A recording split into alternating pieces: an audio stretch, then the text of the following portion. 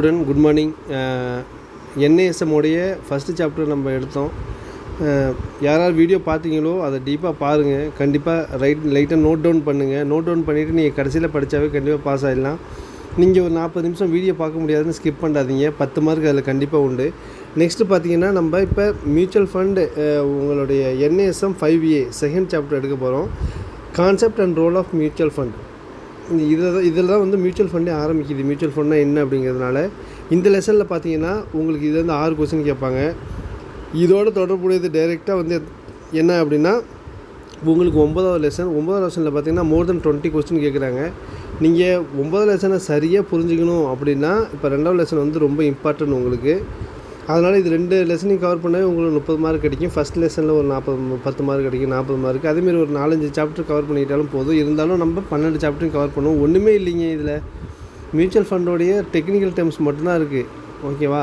இதில் உங்களுக்கு மியூச்சுவல் ஃபண்ட்னா என்ன, இப்போ நிறைய இதுமாரி வருது பாருங்களேன். உங்களுக்கு யூனிட்ஸ்னால் என்ன, ஃபேஸ் வேல்யூனா என்ன, யூனிட் கேபிட்டல்னால் என்ன, இதேமாரி இது எல்லாத்தையும் தெரிஞ்சுக்கிட்டாவே முடிஞ்சிடுச்சு. உங்களுடைய சாஃப்ட்வேர் ஒன்று இருக்குது, மியூச்சுவல் ஃபண்டு ஏஎஃப்எம்ஐயோட சாஃப்ட்வேர் இருக்கும்.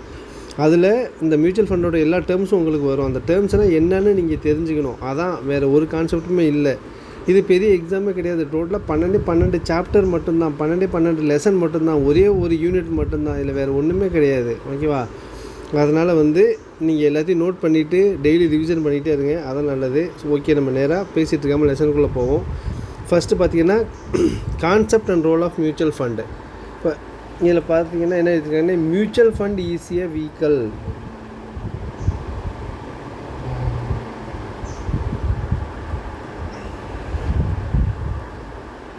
Mutual fund is a vehicle in a form of trust to mobilize money from investor to invest in different market and securities in the line of said investment objectivities. அப்படின்னா இப்போ mutual fund என்ன பண்ணுது அப்படின்னா பாருங்கள், இது வந்து mutual fund வந்து ஒரு வண்டி மாரி அப்படின்னு சொல்கிறாங்க. ஏன் வண்டி மாரின்னு சொல்கிறாங்கன்னு வச்சுக்கோங்களேன். இது ஒரு வண்டின்னு வச்சுக்கோங்களேன். மியூச்சுவல் ஃபண்ட் ஒரு வண்டி மாதிரி. இது என்ன பண்ணுது, இது பாருங்கள், இது வந்து உங்களுடைய வில்லேஜ். இந்த வில்லேஜில் எல்லாருமே என்ன பண்ணியிருக்காங்க, தக்காளி பயிர் பண்ணியிருக்காங்க. நிறைய பேர் சேர்ந்து இவர் ஏ, ஓகேவா, இவங்க எல்லோரும், இவங்க வந்து பி, இவங்க வந்து சி, இவங்க வந்து டி, இவங்கெல்லாம் வந்து என்னது டி அப்படின்னு ஏபிசிடி 4 பேர் இந்த ஊரில் பயிர் பண்ணியிருக்காங்க. இங்கேருந்து என்ன பண்ணுவாங்க அப்படின்னா, ஏன் வண்டி அப்படின்னு சொல்கிறாங்கன்னா மியூச்சுவல் ஃபண்ட் என்ன பண்ணும், இது ஒரு வண்டி வச்சுருக்கு. இந்த வண்டி எடுத்துகிட்டு போயிட்டு இந்த ஊரில் நிறைய பேர் இதேமாரி ஒரு 100 பேர் இருக்காங்க. இவங்க 100 பேர்கிட்டையும் தக்காளி கலெக்ட் பண்ணுறாங்க. என்ன கலெக்ட் பண்ணுறாங்க, தக்காளி கலெக்ட் பண்ணுறாங்க. கலெக்ட் பண்ணும்போது இவங்களுக்கு பணம் தரவே மாட்டாங்க. பணம் தர மாட்டாங்க. நேராக என்ன பண்ணுவாங்க, இது எடுத்துகிட்டு போயிட்டு இந்த வண்டி என்ன பண்ணும், இது எல்லார்ட்டையும் அப்படியே கலெக்ட் பண்ணி எடுத்துகிட்டு நேராக மார்க்கெட் போவாங்க. மார்க்கெட்டில் இங்கே ஒருத்தர் உட்காந்துருக்காரு. இங்கே ஹோல்சேலில் எல்லா தக்காளியும் இவர்கிட்ட கொடுக்குறாங்க. இவர் என்ன பண்ணுவார், இப்போ எல்லா இடத்துலையும் தக்காளி வந்து 2 ரூபா தான் போயிட்டுருக்கு கிலோ. ஓகேவா? 2 ரூபா தான் போயிட்டுருக்கு. இந்த இன்வெஸ்ட்லாம் என்ன நினச்சிருக்காங்க, நம்ம 2 ரூபா தான் ஒரு கிலோவுக்காக இன்வெஸ்ட்மெண்ட் பண்ணுறோம் அப்படின்னு நினச்சிருக்காங்க. ஆனால் இவங்களுக்கு யாருக்குமே பணம் கொடுக்கல. இவர் இந்த முதலாளிகிட்ட போய் எல்லாத்தையும் இறக்கிட்டாங்க. இவர் தான் ஹோல்சேல் ஆள். இவர் யார், ஹோல்சேல் ஆள். இவர் என்ன பண்ணுறாரு, அன்றைக்கின்னு பார்த்து எல்லாம் 2 ரூபா விற்ற தக்காளியை இவர் எல்லாம் கிலோ 6 ரூபாய்க்கு சேல் பண்ணுறாங்க. ஒரு கிலோ 6 ரூபாய்க்கு சேல் பண்ணுறாரு. அப்போனா ஒரு கிலோவுக்கு இவருக்கு எவ்வளோ லாபம் கிடச்சிருக்கு, 2 ரூபா தான் பேஸ் ரேட்டு. ஆனால் இவருக்கு எவ்வளோ தக்காளி கிடச்சிருக்கு, 4 ரூபா வந்து ஒரு கிலோவுக்கு எக்ஸ்ட்ரா கிடச்சிருக்கு. அப்போனா இவர் ஒரு 10,000 கிலோ விற்கிறாரு அப்படின்னா 10,000 × 4 40,000. ஓகேவா? 40,000 ரூபா இவருக்கு வந்து எக்ஸ்ட்ரா கிடச்சிச்சு அப்படின்னு வச்சுக்கோங்களேன். ஜஸ்ட்டு இவர் என்ன நினைப்பார், நம்ம என்னடா அது 20,000 ரூபாய்க்கு தான் வாங்கணும், நம்மளுக்கு வந்து இன்னொரு 40,000 ரூபா எக்ஸ்ட்ரா கிடச்சிது, சாரி 60,000 ரூபாய்க்கு விற்கிறாருன்னு வச்சுக்கோங்களேன். 60,000 ரூபாய்க்கு விற்கணும், நம்ம என்னது 2 ரூபாய்க்கு தான் வாங்கணும், ஆனால் 2 மடங்கு நம்மளுக்கு லாபம் கிடச்சிச்சு. நம்ம என்ன பண்ணுவோம், இந்த 2 ரூபாய் எல்லாருக்குமே கொடுத்துருவோம். மீதி நம்மளுக்கு 40,000 ரூபா பேலன்ஸ் இருக்குது. எவ்வளோ பேலன்ஸ் இருக்குது, 40,000 ரூபா பேலன்ஸ் இருக்குது. அது நம்ம ஒரு நாள் தான் கஷ்டப்பட்டுருக்கோம். அதில் 20,000 ரூபா மட்டும் நம்ம வச்சுக்கிட்டு மீதி 20,000 ரூபா இந்த மக்களுக்கு பிரித்து கொடுத்துரும் பாவம் அப்படின்னு நினச்சிட்டு இவர் கிடைக்கக்கூடிய லாபத்தில் 20,000 ரூபா இவர் வச்சுக்கிட்டு அந்த 2 ரூபா எல்லாம் கிலோவுக்கு இல்லாமல் இன்னும் 2 ரூபா சேர்த்து, ஓகேவா, கிலோவுக்கு 4 ரூபான்னு சொல்லி மக்களுக்கு கொடுக்குறாரு. இதாங்க மியூச்சுவல் ஃபண்டோட கான்செப்ட்டு. என்ன அப்படின்னா, நம்ம ஒரு கம்பெனிக்காரன் இருக்கான். அந்த கம்பெனிக்காரனுக்கு நம்ம ஒரு யூனிட்டை விற்கிறோம். ஒரு யூனிட் எவ்வளோ, 10 ரூபான்னு விற்கிறோம். அவர் என்ன பண்ணுறாரு, நம்ம இந்த 10 ரூபா இன்வெஸ்ட்மெண்ட் பண்ணுறத அவர் சப்போஸ் வந்து என்ன வாங்கிட்டார், 20 ரூபா ஆகிட்டார். அந்த 20 ரூபாயில் 5 ரூபா இவர் எடுத்துப்பார். ஏன்னா இவர் மொத்தமாக கடனில் தானே இருக்கார். இவர் ஒரு கம்பெனி ஆரம்பிக்கிறதுக்கு 10 ரூபா தேவை. இந்த 10 ரூபாயை நம்ம இங்கேருந்து கொடுக்குறோம். இந்த 10 ரூபாயை அவர் 20 ரூபா ஆக்கிட்டார். 20 ரூபா ஆனதுக்கு அப்புறமேலு 5 ரூபா இவர் வச்சுப்பார். மீதி 5 ரூபாய் என்ன பண்ணுவார், மக்களுக்கு நம்மளுக்கு இன்வெஸ்ட்மெண்ட் பண்ணவங்களே திரும்பி கொடுத்துருவோம் அப்படின்னு நினச்சிட்டு இப்போ 15 ரூபாயா யாருக்கு கொடுப்பாங்க, இவங்களுக்கு கொடுத்துருவாங்க. இதுதான் மியூச்சுவல் ஃபண்டோட கான்செப்ட்டு. நம்ம யார்ட்டையாவது ஒருத்தவங்கள்ட்ட ஷேரை விற்கும்போது அவங்க அந்த பணத்தை வச்சு அவங்களோட தொழிலை வந்து டெவலப் பண்ணுவாங்க. தொழிலில் கிடைக்கிற லாபத்தை வந்து என்ன பண்ணுவாங்க அப்படின்னா இன்வெஸ்டருக்கு திரும்பி கொடுப்பாங்க. இதனால தான் இதுதான் மியூச்சுவல் ஃபண்டோட மெயின் கான்செப்ட். ஓகேவா? அதேமாரி மியூச்சுவல் ஃபண்டுங்கிறது என்னென்னா ஒரு வீக்கல் போல் நிறைய மக்கள்கிட்டேருந்து கொஞ்சம் கொஞ்சமாக எப்படி தக்காளி கொஞ்சம் கொஞ்சமாக கலெக்ட் பண்ணாங்களோ அதேமாரி கொஞ்சம் கொஞ்சமாக பணத்தை கலெக்ட் பண்ணி யாருக்கு தேவையோ அவங்களுக்கு மார்க்கெட் செக்யூரிட்டியில் இன்வெஸ்ட்மெண்ட் பண்ணுவாங்க. With investment in side objectivities. அவங்க எந்த இடத்துல முதல்ல முன்னாடியே சொல்லிவிடுவாங்க உங்களுக்கு எங்கெங்கெல்லாம் வந்து இதை நம்ம இன்வெஸ்ட்மெண்ட் பண்ண போகிறோம் அப்படின்னு சொல்லிட்டு. ஓகேவா? அதான் மியூச்சுவல் ஃபண்டு ஒரு வண்டி மாதிரி. மியூச்சுவல் ஃபண்டுனது ஒரு வண்டி மாதிரி நிறைய மக்கள்கிட்டேருந்து பணத்தை கொஞ்சம் கொஞ்சமாக வசூல் பண்ணி யாராவது ஒரு இடத்துல மேக்ஸிமம் யாருக்கு தேவைப்படுதோ அவங்க அந்த மார்க்கெட்டில் வந்து இன்வெஸ்ட்மெண்ட் பண்ணுறது தான் வருது. அதனால் வந்து என்ன சொல்கிறாங்க, மியூச்சுவல் ஃபண்ட் ஒரு வீக்கல்னு சொல்கிறாங்க. இன்னொன்று என்னென்னா இந்த மியூச்சுவல் ஃபண்டை ஒரு ட்ரஸ்ட்டுன்னு சொல்கிறாங்க. ட்ரஸ்ட்டுனா என்ன அப்படின்னா இப்போ நீங்கள் பார்த்துருப்பீங்க நிறைய கம்பெனி பார்த்துருப்பீங்க. ப்ரைவேட் செக்டர் கம்பெனி அதுமாரி பப்ளிக் செக்டர் கம்பெனி, அப்புறம் கவர்மெண்ட் கம்பெனி, அப்படி இண்டஸ்ட்ரீஸு, இப்படி நிறைய இருக்குது இல்லையா? இதே போல் மியூச்சுவல் ஃபண்டுங்கிறது ஒரு ட்ரஸ்ட். என்ன சொல்கிறாங்க, மியூச்சுவல் ஃபண்டுங்கிறது ஒரு ட்ரஸ்ட்டு. நல்லா நினைப்பு வச்சுக்கோங்க. மியூச்சுவல் ஃபண்டு அப்படிங்கிறது என்னது, ஒரு ட்ரஸ்ட் மாதிரி. ஓகேவா? சொல்கிறாங்க மியூச்சுவல் ஃபண்ட் எப்படி ஒர்க் பண்ணுது, ஒரு வீக்கல் மாரி ஒர்க் பண்ணுது. ஆனால் என்னது, ஒரு ட்ரஸ்ட்டோட ஃபார்மில் இருக்குது. த்ரூ மியூச்சுவல் ஃபண்ட் வழியாக நம்ம என்னென்ன பண்ணலாம் அப்படின்னா ஈக்விட்டிஸ் இன்வெஸ்ட்மெண்ட் பண்ணலாம், பாண்ட்ஸில் போடலாம், மணி மார்க்கெட்டில் போடலாம், மணி மார்க்கெட் இன்ஸ்ட்ருமெண்ட்டில் போடலாம், அண்ட் அதர் செக்யூரிட்டிஸ் போடலாம். ஈக்விட்டிஸ்னால் நம்ம ஷேர் மார்க்கெட்டில் இன்வெஸ்ட்மெண்ட் பண்ணுறது. பாண்ட்ஸ்னால் நம்ம கவர்மெண்ட் பாண்ட்ஸ் வாங்கிட்டு எப்படின்னா நீங்கள் ஒரு டெபாசிட் போட போகிறீங்க அப்படின்னா அந்த நம்ம பணம் கொடுத்ததுக்கு அப்புறமேலே அவங்க ஒரு பாண்ட்ஸ் கொடுப்பாங்க. இல்லை கவர்மெண்ட்டுக்கு நம்ம ஏதாவது ஒரு கடன் கொடுக்குறோம் அப்படின்னா நம்மள்ட்ட பணத்தை வாங்கிட்டு அவங்க நம்மளுக்கு அதுக்கு அஷூரன்ஸாக என்ன பண்ணுவாங்க, சர்டிஃபிகேட் ஆஃப் டெபாசிட் அப்படின்னு ஒன்று கையில் கொடுப்பாங்க, ஒரு பாண்டு கொடுப்பாங்க. அந்த பாண்டு தான் இது. மணி மார்க்கெட்னால் உங்களுக்கு சொல்லியிருக்கேன். மணி மார்க்கெட் இன்ஸ்ட்ருமெண்ட்னா இது வந்து டெப்ட் இன்ஸ்ட்ருமெண்ட் தான் வரும். இது வந்து நல்ல பணத்தோட சேஃப்டி இருக்கும். மணி மார்க்கெட்டோட கண்ட்ரோல் யார் பண்ணுவோம்னா ரிசர்வ் பேங்க் ஆஃப் இந்தியா பண்ணுவோம். நான் இன்னொரு தடவை சொல்கிறேன், செபி கிடையாது. 2 மார்க்கெட் இருக்குது. ஒன்று மணி மார்க்கெட், கேபிட்டல் மார்க்கெட்டை கண்ட்ரோல் அதோட ரெகுலேட்டர் யார், கேபிட்டல் மார்க்கெட்னா செபி. என்னது, கேபிட்டல் மார்க்கெட்னா செபி, மணி மார்க்கெட்னா ரிசர்வ் பேங்க் ஆஃப் இந்தியா. நினைப்பு வச்சுக்கோங்க, ஒரு மார்க் கேட்பாங்க. அண்ட் அதை check with professional fund management service.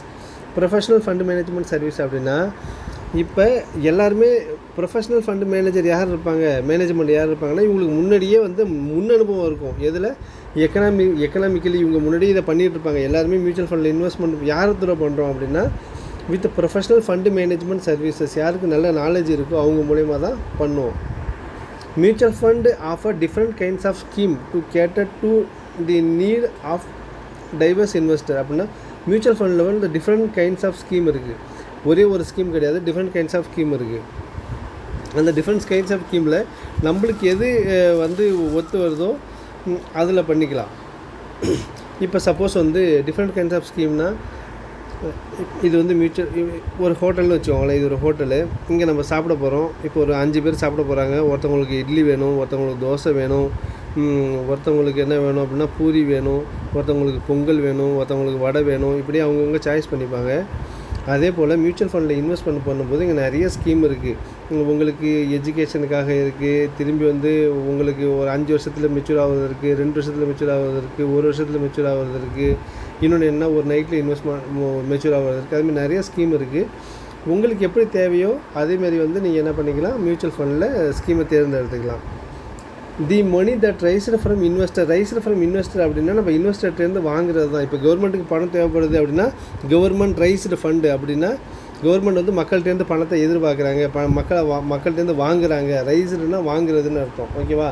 The money that is raised from இன்வெஸ்டர்லேருந்து வாங்குற money ultimately benefit government companies and other entities directly or indirectly are funding various projects or paying from expenses.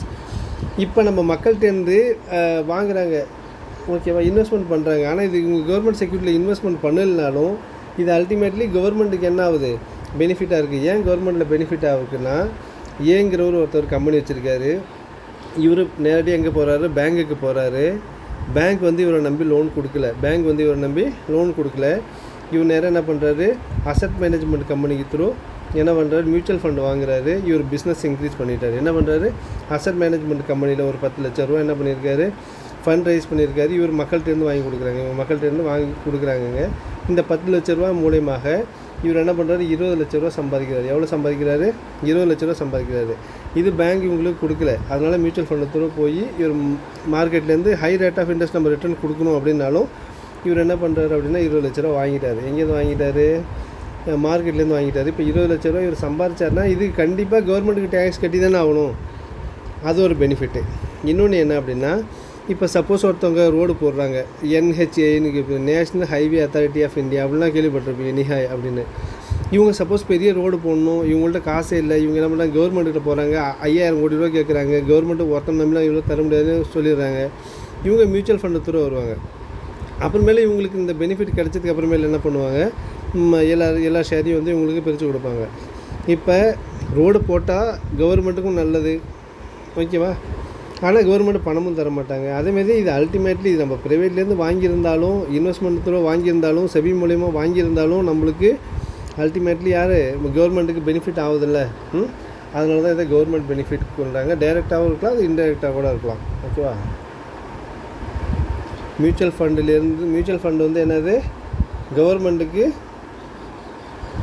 Directly indirectly பெனிஃபிட்டாக தான் இருக்குது அப்படின்னு சொல்கிறாங்க. Next பார்த்தீங்கன்னா investment ஆப்ஜெக்டிவிட்டினா என்னது, நம்மளோட ஆப்ஜெக்டிவ் என்னது, நம்ம எவ்வளோ நம்மளோட கோல், அதான் இன்வெஸ்ட்மெண்ட் ஆப்ஜெக்டிவ்.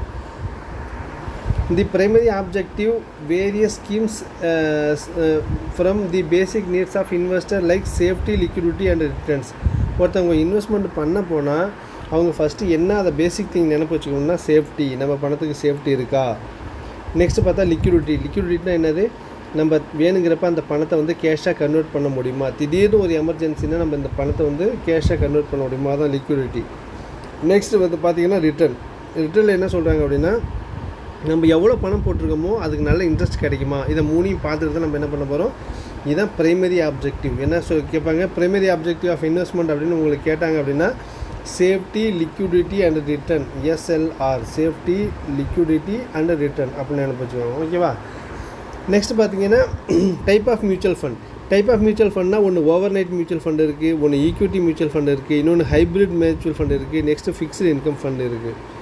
இப்போ என்ன நினைக்கிறாங்க அப்படின்னா, ஓவர் நைட் ஃபண்டு. இப்போ நம்ம பேங்க்கில் பணம் போடுறோம்னு வச்சுக்கோங்களேன், பேங்க்கில் பணம் போடுறோம் இல்லை எங்கேயாவது மார்க்கெட்டில் இன்வெஸ்ட்மெண்ட் பண்ணுறோம் அப்படின்னா, முன்னாடி என்ன பண்ணுவாங்க, மந்த்லி இன்ட்ரெஸ்ட் கொடுப்பாங்க. ஒரு மாதத்துக்கு இவ்வளோ தான் வட்டி, மாதத்துக்கு வந்து 3000 வட்டி கொடுப்பாங்க. ஆனால் இப்போ வட்டி என்ன பண்ணுவாங்க, டெய்லி பேசிஸில் தான் கால்குலேட் பண்ணுவாங்க. எங்கேயா இருந்தாலும் சரி தான், உங்களுக்கு ஈக்விட்டி மார்க்கெட்டாக இருந்தாலும் இல்லை பேங்க்கில் நம்ம இன்வெஸ்ட்மெண்ட் பண்ணனாலும் என்ன பண்ணுவாங்க, டெய்லி பேசிஸில் தான் வந்து உங்களுக்கு வட்டி கிடைக்கும். ஒரு நாளைக்கு எவ்வளோ வட்டி கொடுக்கணுமோ, சப்போஸ் வந்து நீங்கள் 10,000 போட்டிருக்கீங்க, 10,000 வந்து மாதத்துக்கு 300 ஒரு மாதத்துக்கு எத்தனை நாள், 30 நாள். இதை அடித்தோன்னா எத்தனை வரும், 30. அப்போனா ஒரு நாளைக்கு 10 ரூபா. ஒரு நாள் கழிச்சு உங்கள் அக்கௌண்ட்டில் எவ்வளோ இருக்குன்னா 10,010 அப்படி இருக்கும். அப்படி இருக்குன்னு இல்லை, இவங்க என்ன பண்ணுவாங்க, அப்புறமேல ஒரு மாதம் கழிச்சு தான் வட்டி போடுவாங்க. ஆனால் ஒரு டெய்லி பேசிஸில் தான் கால்குலேட் பண்ணி போடுவாங்க. எப்படி போடுவாங்க, டெய்லி பேசிஸில் தான் கால்குலேட் பண்ணி போடுவாங்க. சப்போஸ் வந்து ஓவர் நைட் ஃபண்டுனா அன்றைக்கி நைட்டு 12 மணிக்கு பேங்க்கில் பணம் இருக்கணும். இப்போ கரெக்டாக 4 மணி ஆகுதுங்க, உங்கள்கிட்ட எவ்வளோ இருக்குது, 1 கோடி ரூபா பணம் இருக்குது. எவ்வளோ இருக்குது, 1 கோடி ரூபா பணம் இருக்குது. இந்த 1 கோடி ரூபாயை எடுத்துகிட்டு போயிட்டு இன்றைக்கி நைட்டுக்கு மட்டும் போட்டிங்க, இன்றைக்கி நைட்டு மட்டும் 12 மணிக்கு அங்கே இருக்கிற மாதிரி போட்டிங்க அப்படின்னா 1 கோடி ரூபாய்க்கு மினிமம் ஒரு நாளைக்கு இன்ட்ரெஸ்ட் வச்சுக்கிட்டாலும் ஒரு 1500 2000 வச்சவங்கள மினிமம் இன்ட்ரெஸ்ட், அந்த 2000 மினிமம் இன்ட்ரெஸ்ட் கிடைக்கும். ஏன் நம்ம கையில் வச்சுக்கிட்டு நம்ம எங்கேயாவது இன்வெஸ்ட் பண்ணுமே அப்படின்னு சொல்லி ஒரே ஒரு நைட்டுக்கு மட்டும் இன்வெஸ்ட்மெண்ட் பண்ணி அதில் உள்ள ப்ராஃபிட்டை பார்க்குறது தான் வந்து என்ன சொல்லுவாங்க, ஓவர் நைட் ஃபண்டுன்னு சொல்லுவாங்க. யாராவது நிறைய பணம் வச்சுருக்காங்க, அதை எங்கேயாவது ஒரு நாள் 2 நாளைக்கு இன்வெஸ்ட்மெண்ட் பண்ணணும் அப்படின்னா என்ன பண்ணுவாங்க, இது ஹை லிக்விடிட்டி. என்ன சொல்லியிருக்காங்க, ஹை லிக்விடிட்டின்னு சொல்லியிருக்காங்க. ஹை லிக்விட்னா உடனே நம்ம கேஷில் கன்வெர்ட் பண்ணிக்கலாம், ஒரே ஒரு நாள்லேயே மெச்சூரிட்டி ஆகிடும். இந்த ஓவர் நைட் ஃபண்ட்னா ஒன் டே பிஸ்னஸ், ஒரு பிஸ்னஸ் டேலே என்ன பண்ணும், அது வந்து மெச்சூர் ஆகிடும். நம்ம மறவு நாளே வேணாலும் எடுத்துக்கலாம். அதான் ஓவர் நைட் ஃபண்ட் அப்படின்னு சொல்லுவாங்க. தி scheme intense provide reasonable income ஆனால் ஹை லிக்விடிட்டி. ஹை லிக்விடிட்டினா நாளைக்கு நம்ம பணத்தை வந்து இதை கேஷாக கன்வெர்ட் பண்ணிக்கலாம். ஓகேவா, அதான் ஹை லிக்விடிட்டி. லோ லிக்விடிட்டினா என்னது, லோ லிக்விட்லாம் உங்களுக்கு சொல்லியிருக்கேன். சப்போஸ் ஒரு லேண்ட் இருக்குது, அதை விற்கணும் அப்படின்னா யார் வாங்குவா யார் விற்பான்னு தெரியாது. அதேமாரி உள்ளதுனா லோ லிக்விடிட்டி. ஹை லிக்விட்னா உடனே நம்ம கேஷில் கன்வெர்ட் பண்ணலாம். நெக்ஸ்ட் நம்ம கோல்டு வச்சுருக்கோமோ அதான் அடுத்த லைனில் வரும், அதையும் உடனே கேஷில் கன்வெர்ட் பண்ணிக்கலாம். இதில் வந்து ஹை லிக்விடிட்டியில் வரும். இதான் ஓவர் நைட் ஃபண்ட் இருப்பாங்க. ஒன் பிஸ்னஸ் டேயில் வந்து நம்ம மெச்சூரிட்டி ஆகிடும். நம்ம எவ்வளோ பணம் இன்வெஸ்ட் பண்ணுமோ ஓவர் நைட், ஒரு ஓவர் நைட்டில் வந்து என்னாகும், அது மெச்சூரிட்டி ஆகிடும் ஒன் பிஸ்னஸ் டேயில். இதான் என்ன சொல்லுவாங்கன்னா ஓவர் நைட் ஃபண்டுன்னு சொல்லுவாங்க. நெக்ஸ்ட் பார்த்தா equity fund. The generate capital appreciation. Capital appreciation என்ன, ஒரு நிமிஷம்.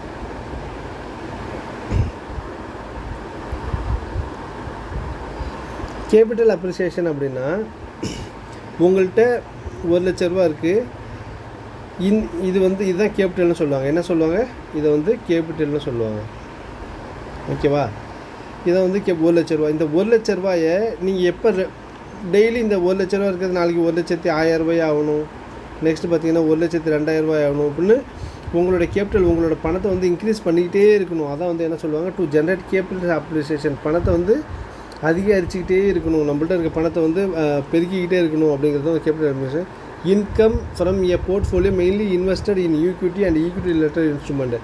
ஈக்விட்டி ஆக்சுவலாக நம்மளோட கேபிட்டல் கண்டிப்பாக அதிகமாகணும் அப்படின்னா நம்ம என்ன பண்ணுவோம், ஈக்விட்டியில் தான் வந்து இன்வெஸ்ட் பண்ணுவோம். எங்கே பண்ணுவோம், ஈக்விட்டியில் தான் இன்வெஸ்ட்மெண்ட் பண்ணுறது நல்லது. நீங்கள் பயந்துகிட்டே இன்வெஸ்ட்மெண்ட் பண்ணாமல் இருந்தீங்கன்னா வாழ்க்கையில் ஜெயிக்க முடியாது. எல்லாத்துக்குமே ரிஸ்க் எடுக்கணும். டெப்ட் ஃபண்டில் போட்டிங்கன்னா பேங்க்கில் கொஞ்சமாக வட்டி கொடுப்பாங்க. அதனால தான் ஈக்விட்டி ஃபண்டில் நம்ம போட்டால் நம்மளோட கேபிட்டல் இருக்குது பார்த்திங்களா, அது அப்ரிசியேஷன் அதிகரிச்சுக்கிட்டே இருக்கும். கம்மியாகிறதுக்கு வாய்ப்பு இருக்குது, ஆனால் 190% கம்மியாகிறதுக்கு சான்ஸ் இல்லை. ஏதோ 10% தான் சான்சஸ் இருக்குது. அதனால் வந்து அதுக்காக தான் ஃபண்டு மேனேஜர் இருக்காங்க. எங்கேயாவது டவுன் ஆகுது மார்க்கெட் அப்படின்னா வேறு செக்யூரிட்டி என்ன பண்ணுவாங்க, எடுத்து அதை இன்வெஸ்ட்மெண்ட் பண்ணிடுவாங்க. ஓகேவா, அதான் ஈக்விட்டி ஃபண்டுன்னு சொல்லுவாங்க. நெக்ஸ்ட் பண்ணால் hybrid fund. Hybrid fund are riskier than டெப்ட் fund and safer than equity fund. The primary objective of this scheme generate long-term capital appreciation by investing predominantly in equity and equity-related securities of company across the market capitalization spectrum. The fund also invest in debt and money market instrument with a view to generate regular income. இப்படி hybrid அப்படின்னா உங்களுக்கு பாதி வந்து ஈக்விட்டியில் பண்ணுவாங்க, பாதி என்ன பண்ணுவாங்க, ஈக்விட்டியில் பண்ணுவாங்க, பாதி வந்து டெப்ட் ஃபண்டில் பண்ணுவாங்க. ஓகேவா, இதில் ஈக்விட்டியில் பண்ணாலும் உங்களுக்கு அதிகரிச்சுட்டே இருக்கும். டெப்ட் ஃபண்டில் போனால் ஈக்விட்டியில் வந்து அதான் உங்களுக்கு வந்து பணம் கேபிட்டல் அப்ரிசியேஷன் வந்து அதிகமாகிட்டே போகும். உங்கள் பணம் அதிகரிச்சுட்டே போகும். அதேமாரி ரிஸ்க்கும் அதிகம். இது உங்களுக்கு டெப்ட் ஃபண்டில் என்ன அப்படின்னா இதில் ரிஸ்க்கு கம்மி. ரிஸ்க் வந்து low risk low interest, low risk low interest. நீங்கள் டெப்ட் ஃபண்டில் இன்வெஸ்ட் பண்ணால் உங்கள் பணம் கரெக்டாக அமௌண்ட் கையிலே இருக்கும். எப்போதும் லாஸ் ஆகிறதுக்கு சான்ஸ் கிடையாது, ஆனால் இன்ட்ரெஸ்ட் கம்மியாக கிடைக்கும்.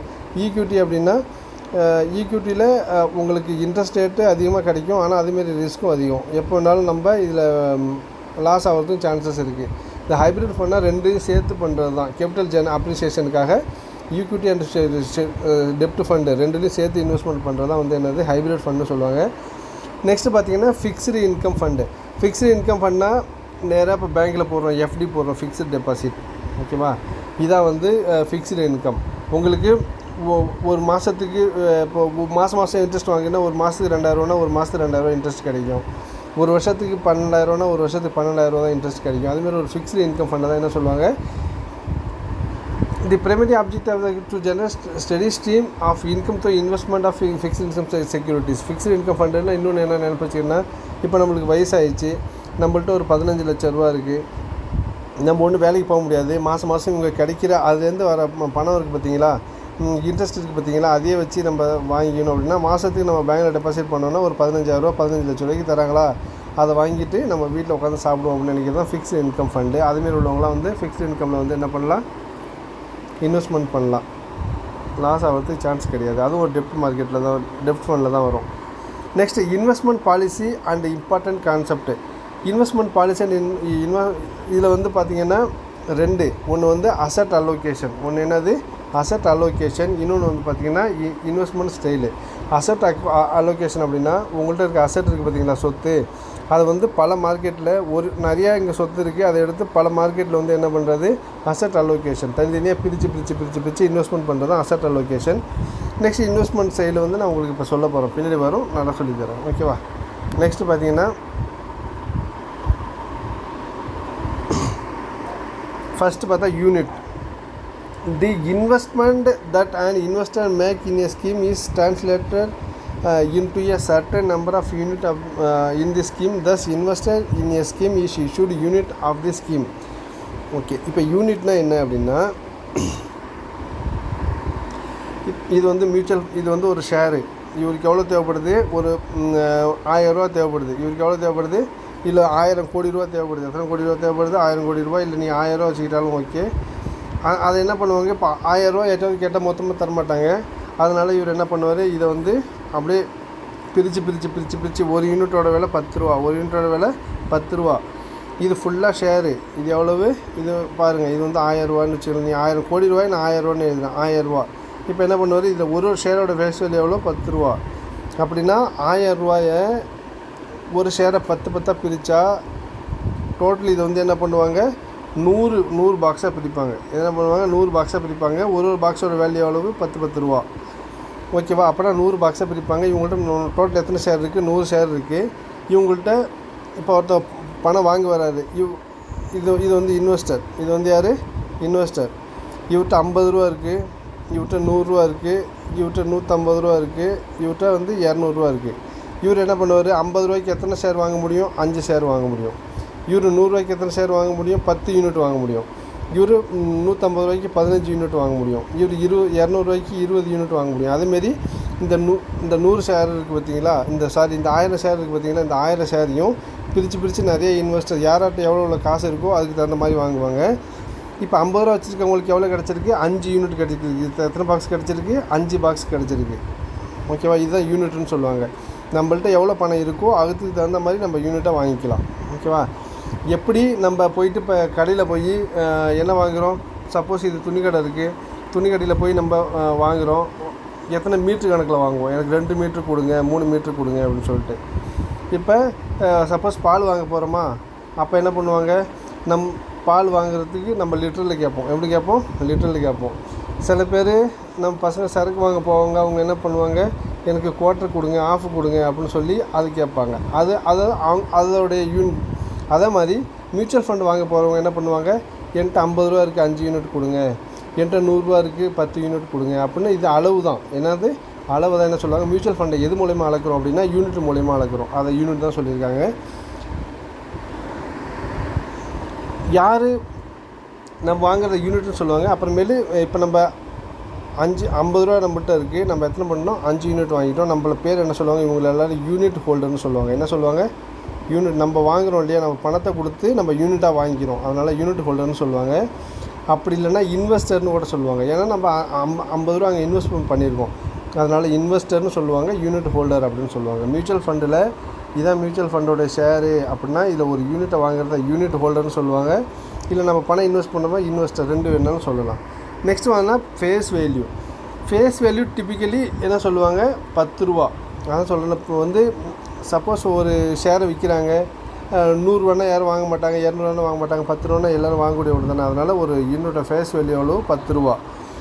10 ரூபா ஃபேஸ் வேல்யூ. எப்படி அப்படின்னா, நீங்கள் என்றைக்கு இப்போ மியூச்சுவல் ஃபண்டு வாங்க போகிறீங்களோ, நீங்கள் இருக்கீங்க, நீங்கள் மியூச்சுவல் ஃபண்டு ஒரு NFனா நியூ ஃபண்ட் ஆஃபர் அப்படின்னு சொல்லுவாங்க. ஒரு மியூச்சுவல் ஃபண்டு வந்து புதுசாக கேட்குறாங்க பணம், நீங்கள் கொடுக்கும்போது அதோட வேல்யூ 10 ரூபாயாக இருக்கும். ஆனால் அதே ஒரு 2 மாதம் கழிச்சு போனால் இதோட வேல்யூ எவ்வளோ இருக்கும், 12 ரூபாயாக இருக்கும்.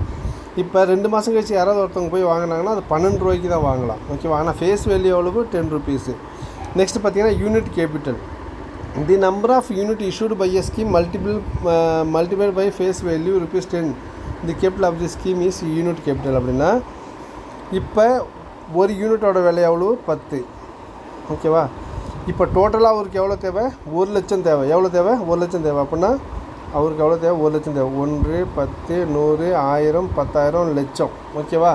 அப்படின்னா இதை வந்து 1 லட்சத்தை வந்து 10 பிரிக்கிறாங்க. ஏன்னா ஒரு ஷேரோட விலை எவ்வளவு, 10 தான். அப்படின்னா 10 பிரிக்கிறாங்க. இது ரெண்டையும் அடித்தோம்னா டோட்டல் எவ்வளோ இருக்கும், 10,000 யூனிட் இருக்குது. 10,000 பேருக்கு 10,000 ஷேர் யூனிட் இருக்குது. எவ்வளோ இருக்குது? இதில் டோட்டல் 10,000 பாக்ஸ் இருக்குது. எத்தனை பாக்ஸ் இருக்குது? 10,000 பாக்ஸ் இருக்குது. ஒரு பாக்ஸோட விலை எவ்வளவு? 10 ரூபா. அப்படின்னா டோட்டல் 10,000 பாக்ஸ் இருக்குது. 10,000த்தையும் 10 பேருக்குன்னா எவ்வளோ வரும்? 10,000த்தையும் 10 பேருக்குன்னா எவ்வளோ வரும்? 1,00,000 ரூபா வரும். அந்த 1,00,000 ரூபா தான், அந்த 1,00,000 ரூபாய் தான் என்ன சொல்லுவாங்கன்னா யூனிட் கேபிட்டல்னு சொல்லுவாங்க. என்ன சொல்லுவாங்க? Unit capital. இது இந்த பாக்ஸில் டோட்டலாக எவ்வளோ இருக்குது? ஒரு யூனிட்டோடது 10 ரூபா. ஃபுல் ஷேர் எவ்வளோ இருக்குது அப்படிங்கிறது தான் யூனிட் கேபிட்டல். ஓகேவா? எப்படி? The number of unit multiple by face value. Face value 10. ஓகேவா? அப்போ நம்பர் ஆஃப் யூனிட் வந்து எவ்வளவு? 10,000. எவ்வளவு? 10,000. இது ரெண்டையும் ஒன்று சேர்த்தா எவ்வளோ வரும்? 1,00,000 ரூபா வரும். எவ்வளோ வரும்? 1,00,000 ரூபா வரும். அதான் யூனிட் கேபிட்டல் அப்படின்னு சொல்கிறாங்க. நெக்ஸ்ட் இம்பார்ட்டன்ட் கான்செப்ட்னு பார்த்தீங்கன்னா ரெக்கரிங் எக்ஸ்பென்ஸ். ரெக்கரிங் எக்ஸ்பென்ஸ்னால் என்ன அப்படின்னா, உங்களுக்கு டெய்லி என்னென்ன செலவாகும். சப்போஸ் வந்து நம்ம ஒரு கம்பெனியில் இன்வெஸ்ட் பண்ணியிருக்கோம். இது என்ன சொல்லுவாங்கன்னா எஸ்பிஐ மியூச்சுவல் ஃபண்டுன்னு சொல்கிறாங்கன்னு வச்சுக்கோங்க. SBI mutual fund. இதில் வந்து இங்கே ICICI mutual fund, ICICI mutual fund அப்படின்னு இருக்குது. அப்படின்னா இப்போ மியூச்சுவல் ஃபண்டுங்கிறது ஆர்கனைசேஷன். இது ஒரு அசட் மேனேஜ்மெண்ட் கம்பெனி. இதில் பார்த்தீங்கன்னா யார் இருப்பா? ஃபண்டு மேனேஜர் இருப்பாங்க. ஓகேவா? ஃபண்ட் மேனேஜர் இருப்பாங்க. இங்கே பார்த்தீங்கன்னா அவங்களுக்கு டெய்லி என்னென்ன செலவு இருக்கும்? இவங்களுக்கு கரண்ட்டு பில் இருக்கும், இபி பில் இருக்கும். நெக்ஸ்ட்டு பார்த்தீங்கன்னா இவங்களுக்கு இன்டர்நெட் சார்ஜஸ் இருக்கும். இது எல்லாமே யார் கொடுப்பாங்க? நம்ம தான் கொடுக்கணும். டெய்லி அடிக்கடி ரெக்கரிங்னா தொடர்ந்து. இப்போ ரெக்கரிங் டெபாசிட் ஆர்டி அப்படின்னு சொன்னால் தொடர் வைப்பு நிதி அப்படின்னு சொல்லுவாங்க. மாதம் 100 ரூபா போட்டுகிட்டே இருப்போம். அதேமாரி டெய்லி அடிக்கடி ஆகுற எக்ஸ்பென்ஸை தான் என்ன சொல்லுவாங்க? ரெக்கரிங் எக்ஸ்பென்ஸ்னு சொல்லுவோம் மியூச்சுவல் ஃபண்டில். நல்லா நினைப்பு வச்சுக்கோங்க. மியூச்சுவல் ஃபண்டில் நம்ம எவ்வளோ ப்ராஃபிட் வருதோ அது யாருக்கு கிடைக்கும்? நம்மளுக்கு இன்வெஸ்டருக்கு தான் கிடைக்கும். அதுமாரி எவ்வளோ லாஸ் வந்தாலும் அது வந்து இன்வெஸ்டர் தான் கொடுக்கணும். அதே மாதிரி மியூச்சுவல் ஃபண்டுக்காரங்க இருக்காங்க பார்த்தீங்கன்னா, அசட் மேனேஜ்மெண்ட் கம்பெனி. இவங்களுக்கு ஏதாவது எக்ஸ்பென்சஸ் இருக்கும் பார்த்தீங்களா, அது எல்லாத்துக்கும் பொறுப்பு என்னது? நம்மள்ட்ட தான் வாங்கிப்பாங்க. ஓகேவா? இது எல்லாத்துக்குமே நம்ம தான். இப்போ மியூச்சுவல் ஃபண்டில் யார் பெனிஃபிட் ஆவாங்க அப்படின்னு கேட்டால் இன்வெஸ்டர் இல்லை யூனிட் ஹோல்டர் தான் பெனிஃபிட் ஆவாங்க. இப்போ லாஸ் ஏற்பட்டுச்சுன்னா அது யார் தாங்கிப்பா? அதுவும் இன்வெஸ்டர் தான் தாங்கிப்பாங்க. இப்போ ரெக்கரிங் எக்ஸ்பென்ஸ் அவங்களுக்கு அசட் மேனேஜ்மெண்ட் கம்பெனி இருக்குது, அது யார் கொடுப்பா? இன்வெஸ்டர் தான் கொடுப்பாங்க. எல்லாமே நம்ம தான் கொடுக்குவோம். ஓகேவா? அதான் சொல்லியிருக்காங்க. அதேமாரி ஏதாவது கேள்வி கேட்டால் என்னது? எல்லாத்துக்குமே இன்வெஸ்டர் தான். இன்வெஸ்டர் இல்லை யூனிட் ஹோல்டர்னு கேட்பாங்க. அதுதான். இப்போ சப்போஸ் மியூச்சுவல் ஃபண்டில் போடுறீங்க, அது லாஸ் ஆகிடுச்சு, அதுக்கு யார் பொறுப்பு அப்படின்னு கேட்டால் நம்ம இன்வெஸ்டர் தான் பொறுப்பு. நெக்ஸ்ட்டு பார்த்தீங்கன்னா நெட் அசட் வேல்யூ. நல்லா நினைப்பிச்சுக்கோ. நெட் அசட் வேல்யூ வந்து ரொம்ப இம்பார்ட்டண்டான ஒன்று. The net realisable value per unit in case the scheme is to be liquidated. How much money could be generated in all holdings of the scheme are said converted into cash. Net asset value. NAV என்னது? Net asset value. நல்லா நினைப்பு வச்சுக்கோங்க. Net asset value. இன்றைக்கி ஏங்கிற ஒரு investor, இது யார்? Mister ஏன்னு ஒரு இன்வெஸ்டர் இருக்கார். இவர் வந்து என்ன பண்ணியிருக்காரு? Tata mutual fund. என்னது? டாட்டா மியூச்சுவல் ஃபண்டில் வந்து இவர் என்ன பண்ணியிருக்காரு? 1000 யூனிட் வாங்கியிருக்காரு. 1000 யூனிட்னா ஒரு யூனிட்டோட வேல்யூ எவ்வளோ? 10 ரூபான்னு வாங்கியிருக்காரு. டோட்டலி இவர் எவ்வளோ இன்வெஸ்ட்மெண்ட் பண்ணியிருக்காரு? 10,000 ரூபா. எவ்வளவு? ஒரு யூனிட் 10 ரூபான்னு வாங்கியிருக்காரு. எத்தனை யூனிட் வாங்கியிருக்காரு? யூனிட் வாங்கியிருக்காரு. இது வந்து ஃபேஸ் வேல்யூ. எவ்வளோ வாங்கியிருக்காரு? டோட்டல் 10,000 வாங்கியிருக்காரு. 10,000 ரூபா இன்வெஸ்ட்மெண்ட் பண்ணி 1000 யூனிட் வாங்கி வச்சுருக்காரு. ஓகேவா? இப்போ என்னாச்சு? இவருக்கு இதில் என்ன எழுதியிருக்காங்க பாருங்கள். என்ன எழுதியிருக்காங்கன்னா லிக்விடேட்டட். இவருக்கு கன்வெர்ட்டட் இன்டு கேஷ். இவருக்கு திடீர்னு பணம் தேவைப்படுச்சு. எப்படி? இவருக்கு கரெக்டாக ஒரு வருஷம் கழித்து பணம் தேவைப்படுது. பணம் தேவைப்படும் போது அவர் இதை கேஷாக கன்வெர்ட் பண்ணுவார். என்ன பண்ணுவார்? கேஷாக வந்து கன்வெர்ட் பண்ணுவார். அதான் என்ன சொல்லுவாங்க? லிக்விடேட்டட். கேஷை வந்து கன்வெர்ட் பண்ணணும். கேஷாக கன்வெர்ட் பண்ணும்போது இவர் என்ன பண்ணுவார்? இதோட வேல்யூ பார்ப்பார். நம்ம வந்து 10 ரூபாய்க்கு ஒரு மியூச்சுவல் ஃபண்ட் வாங்கினோம். இப்போ வந்து எவ்வளோவா இருக்குது? 13 ரூபா போயிருக்கு. ஒரு வருஷம் கழிச்சு எவ்வளோ போயிருக்கு? ஒரு யூனிட்டோட வேல்யூ 13 ரூபா. அது டெய்லி உங்களுக்கு டிரான்ஸ்பரன்சியாக இருக்கும். டிரான்ஸ்பரன்சினா நீங்கள் டெய்லி மியூச்சுவல் ஃபண்டில் போய் பார்த்துக்கலாம். நம்ம 10,000 ரூபா 1000 ரூபா நம்மளுடைய பணம் 10,000 இன்வெஸ்ட்மெண்ட் பண்ணியிருக்கோம். 10,000 ரூபாயில் வந்து ஒரு யூனிட்டோட வேலை நம்ம வாங்கினா 10 ரூபா இப்போ எவ்வளோ போயிட்டுருக்கு அப்படின்னு என்ன பண்ணால் நம்ம அதோட வெப்சைட்டில் போய் நம்ம பார்த்துக்கலாம். ஓகேவா? இப்போ நம்ம இதை லிக்விடேட்டாக பண்ணும்போது நம்மளுக்கு எவ்வளோ கிடைக்கும்? 3 ரூபா அதிகமாக கிடைக்கும். அப்போனா 1000 × 13. ஓகேவா? 1000 × 13 டோட்டல் 10,000 இன்வெஸ்ட்மெண்ட். ஆமாம், ஒரு யூனிட்டுக்கு வந்து எவ்வளோ கிடைக்கிது நம்மளுக்கு 3 ரூபா அதிகமாக கிடைக்கிது. ஒரு யூனிட்டுக்கு எவ்வளோ கிடைக்கிது நம்மளுக்கு 3 ரூபா அதிகமாக கிடைக்கிது. 1000 × 3 3000 எவ்வளவு 3000. நம்ம எவ்வளோ இன்வெஸ்ட்மெண்ட் பண்ணியிருக்கோம்? 10,000 தான் இன்வெஸ்ட்மெண்ட் பண்ணியிருக்கோம். இதோட சேர்த்து 3000 எவ்வளோ கிடைக்கிது? அதிகமாக கிடைக்கிது. டோட்டல் நம்மளுக்கு எவ்வளோ கிடைக்கிது? 13,000 கிடைக்கிது. இந்த 13,000 தான் என்ன சொல்லுவாங்க? Net asset value. எவ்வளோ சொல்லுவாங்க? Net asset value. இன்றைய நிலை எப்போ தான் நம்ம கேஷாக கன்வெர்ட் பண்ணுவோமோ அன்னைக்கு எவ்வளோ இதோட மதிப்பு அப்படின்னா 13,000 தான் நெட் அசெட் வேல்யூன்னு சொல்லுவாங்க.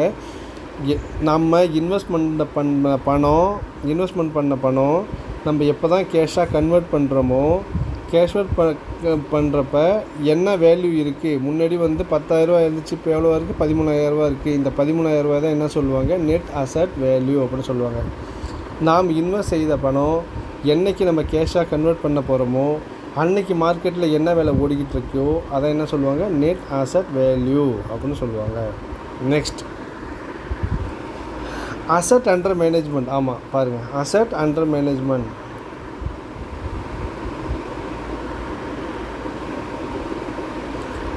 அசெட் அண்டர் மேனேஜ்மெண்ட்னா என்ன? The sum of all investment made by the investor in mutual fund scheme in the entire mutual fund size which also known as asset under management. இப்போ வந்து இது ஒரு மியூச்சுவல் ஃபண்டில் இப்போ நிறைய ஷேர் இருக்குது. இப்போ இத்தனை ஷேர்னு வச்சுக்கோங்களேன். ஒருத்தர் என்ன பண்ணியிருக்கு? இப்போ இத்தனை ஷேர் இருக்குது. இது 10 ரூபா, இது 10 ரூபா, இது 10 ரூபா, இது 10 ரூபா, இது 10 ரூபா, இது 10 ரூபா, இது 10 ரூபா, இது 10 ரூபா. இதை வந்து ஏ வாங்கியிருக்காரு, இதை வந்து பி வாங்கியிருக்காரு, இதை சி வாங்கியிருக்காரு, இதை டி வாங்கியிருக்காரு, இதை 3 சேர்த்து இ வாங்கியிருக்காரு, இது 3 சேர்த்து எஃப் வாங்கியிருக்காரு. அப்படின்னா ஏ 10, பி 10, சி 10, டி 10. ஓகேவா? இது எவ்வளோ ஆச்சு? டோட்டலு 40. இவங்க எவ்வளோ வாங்கியிருக்காங்க? 10, 20, 30. 40, 30, 70. இவங்க 3 பேர் எவ்வளோ வாங்கியிருக்காங்க? 30 வாங்கியிருக்காங்க. டோட்டல் எவ்வளவு? 100. டோட்டல் வந்து 100. அப்படின்னா ஒருத்தவங்க எவ்வளோ வாங்கியிருக்காங்க? 10 ரூபாய்க்கு வாங்கியிருக்காங்க. இது எவ்வளவு? டோட்டலு 1000. டோட்டலாக இந்த ஷேரோட மதிப்பு எவ்வளவு? 1000. எல்லா இன்வெஸ்டரும் சேர்த்து இந்த ஷேரை மொத்தமாக எவ்வளோக்கு வாங்கியிருக்காங்க? இந்த ஷேரை எவ்வளோக்கு வாங்கியிருக்காங்க? ஒருத்தவங்க எவ்வளோ பணம் போட்டிருக்காங்க அப்படின்னு மொத்தமாக கணக்கு பண்ணி பார்க்குறப்ப வர அமௌண்ட்டை தான் என்ன சொல்லுவாங்க? Asset under management. அப்படின்னா என்டையர் மியூச்சுவல் ஃபண்டு ஸ்கீம், இந்த மியூச்சுவல் ஃபண்டு ஸ்கீமே எவ்வளவு? டோட்டல் 1000 ரூபாய்க்கு உள்ளது. அதில் நிறைய பேர் அவங்களுக்கு தகுந்த மாதிரி ஷேரை வாங்கிட்டாங்க. அதான் சொல்லுவாங்க, என்ன சொல்லுவாங்க? Asset under management. Asset under management. Total mutual ஃபண்டில் எல்லோரும் சேர்த்து எவ்வளோ வாங்கியிருக்காங்களோ அதான் என்ன சொல்லுவாங்க? அசெட் அண்டர் மேனேஜ்மெண்ட் அப்படின்னு சொல்லுவாங்க. இதோட வேல்யூ, டோட்டல் வேல்யூ, அந்த இதோட டோட்டல் சொத்து மதிப்பு எவ்வளோ? 1000. அதான் asset management. Next mark to மார்க்கெட்னா என்ன சொல்லுவாங்க அப்படின்னா, மார்க் டு மார்க்கெட் அப்படின்னா கரண்ட் மார்க்கெட் ப்ரைஸ். ஒரு மியூச்சுவல் ஃபண்டோட ஃபேஸ் வேல்யூ எவ்வளோ? 10 ருபீஸு. அது மெச்சூரிட்டி ஆகும்போது எவ்வளோ வந்துச்சுன்னு சொன்னால் 13 ரூபான்னு சொன்னேன். இப்போ யாராவது ஒருத்தவங்க போய் ஒரு மியூச்சுவல் ஃபண்டு, சப்போஸ் இப்போ ஜனவரி மாதம் ஒரு மியூச்சுவல் ஃபண்டு வந்து ஆஃபர் பண்ணுறாங்க. இவர் எவ்வளோக்கு விற்கிறாரு? 10 ரூபாய்க்கு விற்கிறாரு. இப்போ ஒருத்தர் வந்து என்ன பண்ணுறாரு? ஏப்ரல் மாதம் இதே மியூச்சுவல் ஃபண்டை வாங்க போகிறாரு. ஓகே, ஏங்கிற இன்வெஸ்டரு இவர் என்ன பண்ணியிருக்காரு? ஜனவரி மாதத்தில் 10 ரூபாய்க்கு ஒரு மியூச்சுவல் ஃபண்டை வாங்கியிருக்காரு. இப்போ பின்னு ஒருத்தர் இங்கே ரெடியாக இருக்கார். இவருக்கு வந்து மியூச்சுவல் ஃபண்ட் வாங்க போகிறாரு. இவர் எப்போ வாங்க போகிறாருன்னா ஏப்ரல் மாதத்தில் வாங்க போகிறாரு. இந்த ஜனவரியில் இன்வெஸ்ட்மெண்ட் பண்ணார் இல்லையா? இவர் திடீர்னு குழந்தைங்களுக்கு ஃபீஸ் கட்டுறதுக்காக இதை என்ன பண்ணுறாரு? விற்கிறாரு. எப்போ விற்கிறாரு? ஏப்ரல் மாதத்தில் விற்கிறாரு. ஏப்ரல் மாதத்தோட இதோட விலை எவ்வளோ இருக்கும்? 13 ரூபாயாக இருக்குது. எவ்வளோவா இருக்குது? 13 ரூபாயாக இருக்குது. இப்போ பி வாங்கும்போது 10 ரூபாய்க்கு வாங்க முடியாது. எவ்வளோக்கு வாங்க முடியும்? 13 ரூபாய்க்கு தான் வாங்க முடியும். அப்படின்னா கரண்ட் மார்க்கெட் ப்ரைஸில் தான் இவர் என்ன பண்ண முடியும்? பி போய் வாங்க முடியும். இப்போ ஃபண்டு எல்லோரும் இன்வெஸ்ட்மெண்ட் பண்ணது, நிறைய பேர் இன்வெஸ்ட்மெண்ட் பண்ணியிருக்காங்க. எப்போ பண்ணுறாங்க? ஜனவரி மாதத்தில் பண்ணியிருக்காங்க. இல்லை பர்டிகுலராக ஏ தன்னுடைய ஷேரை வந்து பிக்கு விற்க நினைக்கிறாரு. எந்த மாதத்தில் விற்கிறதுனா ஏப்ரல் மாதத்தில். ஏப்ரல் மாதத்தில் இந்த ஷேரோட விலை என்ன போயிட்டுருக்குன்னா 13 ரூபா போயிட்டுருக்கு. அந்த 13 ரூபாய் தான் என்ன சொல்லுவாங்க அப்படின்னா mark to market, current market price. எம்டிஎம்னா நினைப்பு வச்சுக்கோங்க, மார்க் டு மார்க்கெட். இதுனா கரண்ட் மார்க்கெட் வேல்யூ தான் என்ன சொல்லுவாங்க? மார்க் டு மார்க்கெட் சொல்லுவாங்க. Next advantage of mutual fund. இந்த மியூச்சுவல் ஃபண்டில் என்னென்ன அட்வான்டேஜ் இருக்குன்னா, ப்ரொஃபஷ்னல் மேனேஜ்மெண்ட்னா உங்கள் பணத்தை யாராக இன்வெஸ்ட்மெண்ட் பண்ணுறாங்களோ அவங்க நல்ல வெல் குவாலிஃபைடாக இருப்பாங்க, வெல் எக்கனாமிஸ்ட்டாக இருப்பாங்க. அதுதான் ப்ரொஃபஷ்னல் மேனேஜ்மெண்ட். அவங்களுடைய ப்ரொஃபஷனே அதான். எப்படின்னா, நீங்கள் மியூச்சுவல் ஃபண்டில் இன்வெஸ்ட்மெண்ட் பண்ணும்போது அங்கே உள்ள ஃபண்டு மேனேஜர் எங்கே மார்க்கெட் அதிகமாக போயிட்டுருக்கோ அதில் மாற்றி இன்வெஸ்ட்மெண்ட் பண்ணுறது. Next portfolio diversification. இதில் பார்த்தீங்கன்னா உங்களுக்கு ஏற்ற மாதிரி நீங்கள் எதில் இன்வெஸ்ட்மெண்ட் பண்ண விரும்புகிறீங்க. சில பேர் போவாங்க, எனக்கு வந்து இன்னும் 2 மாதத்துலேயே பணம் தேவைப்படுது, 3 மாதத்துல தேவைப்படுது, இல்லை எனக்கு ஒரு 6 மாதம் கழிச்சு தேவைப்படுது, நம்மளுக்கு 8 மாதம் கழிச்சு தேவைப்படுது. அதேமாரி நீங்கள் டைவர்சிஃபிகேஷன் எங்கே வேணாலும் இன்வெஸ்ட்மெண்ட் பண்ணிக்கலாம் உங்களுக்கு ஏற்ற மாதிரி.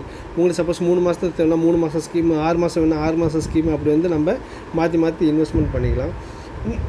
நெக்ஸ்ட் எக்கனாமிக் ஸ்கேல் அப்படின்னா பார்த்தீங்கன்னா உங்களோட எக்கனாமி எவ்வளோ இருக்குது. ஒன்று வந்து 10 ரூபாய்க்கு வாங்க முடிஞ்சால் 10 ரூபாய்க்கு வாங்குவீங்க. சப்போஸ் வந்து 13 ரூபா ஏதோ ஒரு மார்க்கெட் ப்ரைஸ் போயிட்டுருக்கு, அது என்ன ஆரம்பிச்சு ரொம்ப நாளாச்சு இருந்தாலும் நீங்கள் அதை வாங்கணும் அப்படின்னா நீங்கள் உங்களுக்கு உங்கள் வருமானத்துக்கு தக்கவாறு நீங்கள் வந்து மியூச்சுவல் ஃபண்டில் வாங்கிக்கலாம்.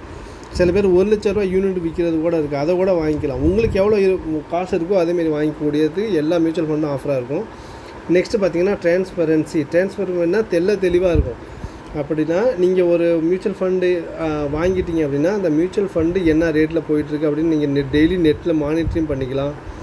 ஓகேவா, இப்போ என்ன ரேட்டில் அதிகமாக இருக்கா கம்மியாக இருக்கா அப்படின்னு பார்த்துக்கலாம். நெக்ஸ்ட் வந்து அந்த ஸ்கீமோட ரிலேட்டட் எல்லா விஷயமே உங்களுக்கு தெரிஞ்சிடும். எப்படி அப்படின்னா சொல்லுவாங்க, மியூச்சுவல் ஃபண்ட் வந்து ரொம்ப ரிஸ்க்கானது, ஆனால் வந்து அதை வாங்கும்போதே அதோடைய எல்லா டாக்குமெண்ட்டையும் படிச்சுட்டு வாங்க அப்படின்னு சொல்கிறாங்களா. அதான் ட்ரான்ஸ்பரன்சி. எல்லாமே டோட்டலாக மென்ஷன் பண்ணியிருப்பாங்க. உங்கள்கிட்ட அசட் மேனேஜ்மெண்ட் கம்பெனி இருக்காங்களா, இடையில ஃபண்டு மேனேஜர், அவங்களாம் உங்கள்கிட்ட கமிஷன் எவ்வளோ வாங்குவாங்க, இது எல்லாமே வந்து அதில் இருக்கும். மியூச்சுவல் ஃபண்டில் தெளிவாக கொடுத்துருப்பாங்க. அதான் ட்ரான்ஸ்பரன்சி சொல்லுவாங்க. நெக்ஸ்ட் வந்து லிக்யூடிட்டி அப்படின்னா உங்களுக்கு எப்போ தேவையோ அப்போ வந்து அதை க்ளோஸ் பண்ணிக்கிற அளவுக்கு கூட நிறைய ஸ்கீம்லாம் இருக்குது, அதில் நம்ம பண்ணிக்கலாம். நெக்ஸ்ட்டு பார்த்திங்கன்னா டேக்ஸு சேவிங் அப்படின்னா நீங்கள் எவ்வளோ தான் பணம் வந்து மியூச்சுவல் ஃபண்டில் போடுறீங்களோ அது நம்ம இன்கம் டேக்ஸ் கட்டுறோம். வருஷத்துக்கு நம்ம சம்பாதிக்கணும் இல்லையா, நம்ம எல்லாருமே இன்கம் டேக்ஸ் கட்டுவோம். இன்கம் டேக்ஸ் கட்டுறதுக்கு நம்ம இதில் சப்போஸ் வந்து 10,000 போட்டிருக்கோன்னு வச்சுக்கோங்களேன், அந்த 10,000 வந்து அவங்க என்ன பண்ணிப்பாங்க, லெஸ் பண்ணிப்பாங்க. இதை 10,000 இன்கம் டேக்ஸே கட்ட வேணாம். இது 80Cயில் வந்து இன்கம் டேக்ஸில் கவர் ஆகும். அதெல்லாம் நீங்கள் கட்டும்போது நீங்கள் தெரிஞ்சுக்குவீங்க. சப்போஸ் டேக்ஸ் பெனிஃபிட் கிடைக்கும். நீங்கள் சப்போஸ் உங்களுக்கு 20,000 மியூச்சுவல் டேக்ஸ் கட்ட சொல்கிறாங்க, சார் நான் 10,000 மியூச்சுவல் ஃபண்டில் இன்வெஸ்ட்மெண்ட் பண்ணியிருந்தேன், இந்த 10,000 மைனஸ் பண்ணிப்பாங்க. அதான் டேக்ஸ் சேவிங் சொல்லுவாங்க. நெக்ஸ்ட்டு பார்த்தா கன்வீனியன்ட் ஆப்ஷன் அப்படின்னா இந்த ஆப்ஷன் உங்களுக்கு கன்வீனியண்ட்டாக இருக்குமா. சப்போஸ் நீங்கள் மியூச்சுவல் ஃபண்டில் இன்வெஸ்ட்மெண்ட் பண்ணுறீங்க அப்படின்னா டெய்லி நீங்கள் போயிட்டு மானிட்டர் பண்ண முடியுமா, உங்களை நெட்டில் பார்த்துக்க முடியுமா, இல்லை கோல்டில் இன்வெஸ்ட்மெண்ட் பண்ணலாமா, இல்லை கம்யூனிட்டியில் இன்வெஸ்ட்மெண்ட் பண்ணலாமா, உங்களுக்கு எந்த கன்வீனியன்ட் ஆப்ஷன், உங்களுக்கு நிறைய ஆப்ஷன் இருக்குது மியூச்சுவல் ஃபண்டில். அதில் ரியல் எஸ்டேட்டில் கூட நீங்கள் இன்வெஸ்ட்மெண்ட் பண்ணலாம். உங்களுக்கு எதில் இன்வெஸ்ட்மெண்ட் பண்ண முடியுமோ அதில் இன்வெஸ்ட்மெண்ட் பண்ணிக்கலாம். நெக்ஸ்ட் இன்வெஸ்ட்மெண்ட் கம்ஃபர்ட், உங்களுக்கு எல்லாமே கம்ஃபர்டபுளாக இருக்கும் இதில் இன்வெஸ்ட்மெண்ட் பண்ணுறது. நெக்ஸ்ட்டு பார்த்தீங்கன்னா ரெகுலேட்டரி, இதுக்குன்னு ஒரு ஆள் இருக்காங்க. யார் இது எல்லாத்தையும் ரூல்ஸ் அண்ட் ரெகுலேஷன் பொறுத்துக்கு செபின்னு ஒரு ஆள் இருக்காங்க. எல்லாருமே தன்னுடைய பாலிசியை வந்து பண்ண முடியாது. உங்களுக்கு அசட் மேனேஜ்மெண்ட் கம்பெனி இருக்குது, நான் கஸ்டமர்கிட்ட 1000 ரூபா அவங்க இன்வெஸ்ட்மெண்ட் பண்ணுறாங்கன்னா அவங்கள்ட்ட 500 நான் கமிஷன் வாங்கிடும், அப்போல்லாம் வாங்க முடியாது. எல்லாத்துக்கும் ரிசர்வ் பேங்க் ஆஃப் இந்தியா எப்படி பேங்கெல்லாம் கண்ட்ரோல் பண்ணிக்கிட்டே இருக்கோ அதேமாதிரி எல்லா மியூச்சுவல் ஃபண்டையும் செபி வந்து கண்ட்ரோல் பண்ணிகிட்டு இருக்காங்க. சப்போஸ் மியூச்சுவல் ஃபண்டில் ஏதாவது கோளாறுன்னு நம்ம நேரடியாக செபிக்கு லெட்டர் எழுதுனா அவங்கள பார்த்துப்பாங்க. ஓகேவா, அதனால தான் வந்துட்டு இது என்ன சொல்லுவாங்கன்னா ரெகுலேட்டரி கம்ஃபர்ட்டாக இருக்குது. நெக்ஸ்ட் வந்து சிஸ்டமேட்டிக் அப்ரோச். இப்போ எஸ்ஐபிலாம் பார்ப்பீங்க, சிஸ்டமேட்டிக் இன்வெஸ்ட்மெண்ட் பாலிசி. அதுமாரி இது சிஸ்டமேட்டிக்காக இருக்கும். உங்களுக்கு சிஸ்டமேட்டிக்னா இவ்வளோனா இன்வெஸ்ட் பண்ணால் இவ்வளோ இப்போதைக்கு வந்திருக்கு, இவ்வளோ கரெக்டாக உங்களுக்கு தெரிஞ்சுக்கிட்டே இருக்கும். சப்போஸ் எஸ்ஐபியில் நம்ம ஒரு மாதம் 1000 ரூபா போடுவீங்கன்னா அடுத்த மாதமும் 1000 ரூபா போடுவீங்க. இது எவ்வளோ கம்மியாகிட்டு இருக்குது பெருசாக இருக்குது அப்படின்னு சொல்லி எல்லாமே உங்களுக்கு தெரிய ஆரம்பிக்கும். அதை என்ன சொல்லுவாங்கன்னா சிஸ்டமேட்டிக்காக இருக்கும் இது எல்லாமே. எப்படின்னா உங்களுக்கு ஏனதானோலாம் இருக்காது, இப்படி தான் அப்படின்னா அப்படி தான், அதுக்குன்னு ஒரு சிஸ்டம் இருக்குல்ல, அதை பண்ணுவாங்க. நெக்ஸ்ட் லிமிட்டேஷன் என்ன, இதோட குறை. நிறையா இருந்தாலும் நிறையா நம்மளுக்கு பெனிஃபிட் கிடைக்கிது இதில் அப்படின்னா இதில் லேக் ஆஃப் போர்ட்ஃபோலியோ கஸ்டமைசேஷன் அப்படின்னா இப்போ நீங்கள் எல்லோரும் சேர்ந்து ஒரு ஹோட்டலுக்கு இட்லி சாப்பிட போகிறீங்க. நீங்கள் எல்லோரும் நிறைய பேர் சேர்ந்து ஹோட்டலுக்கு என்ன பண்ணுறீங்க, இட்லி சாப்பிட போகிறீங்க.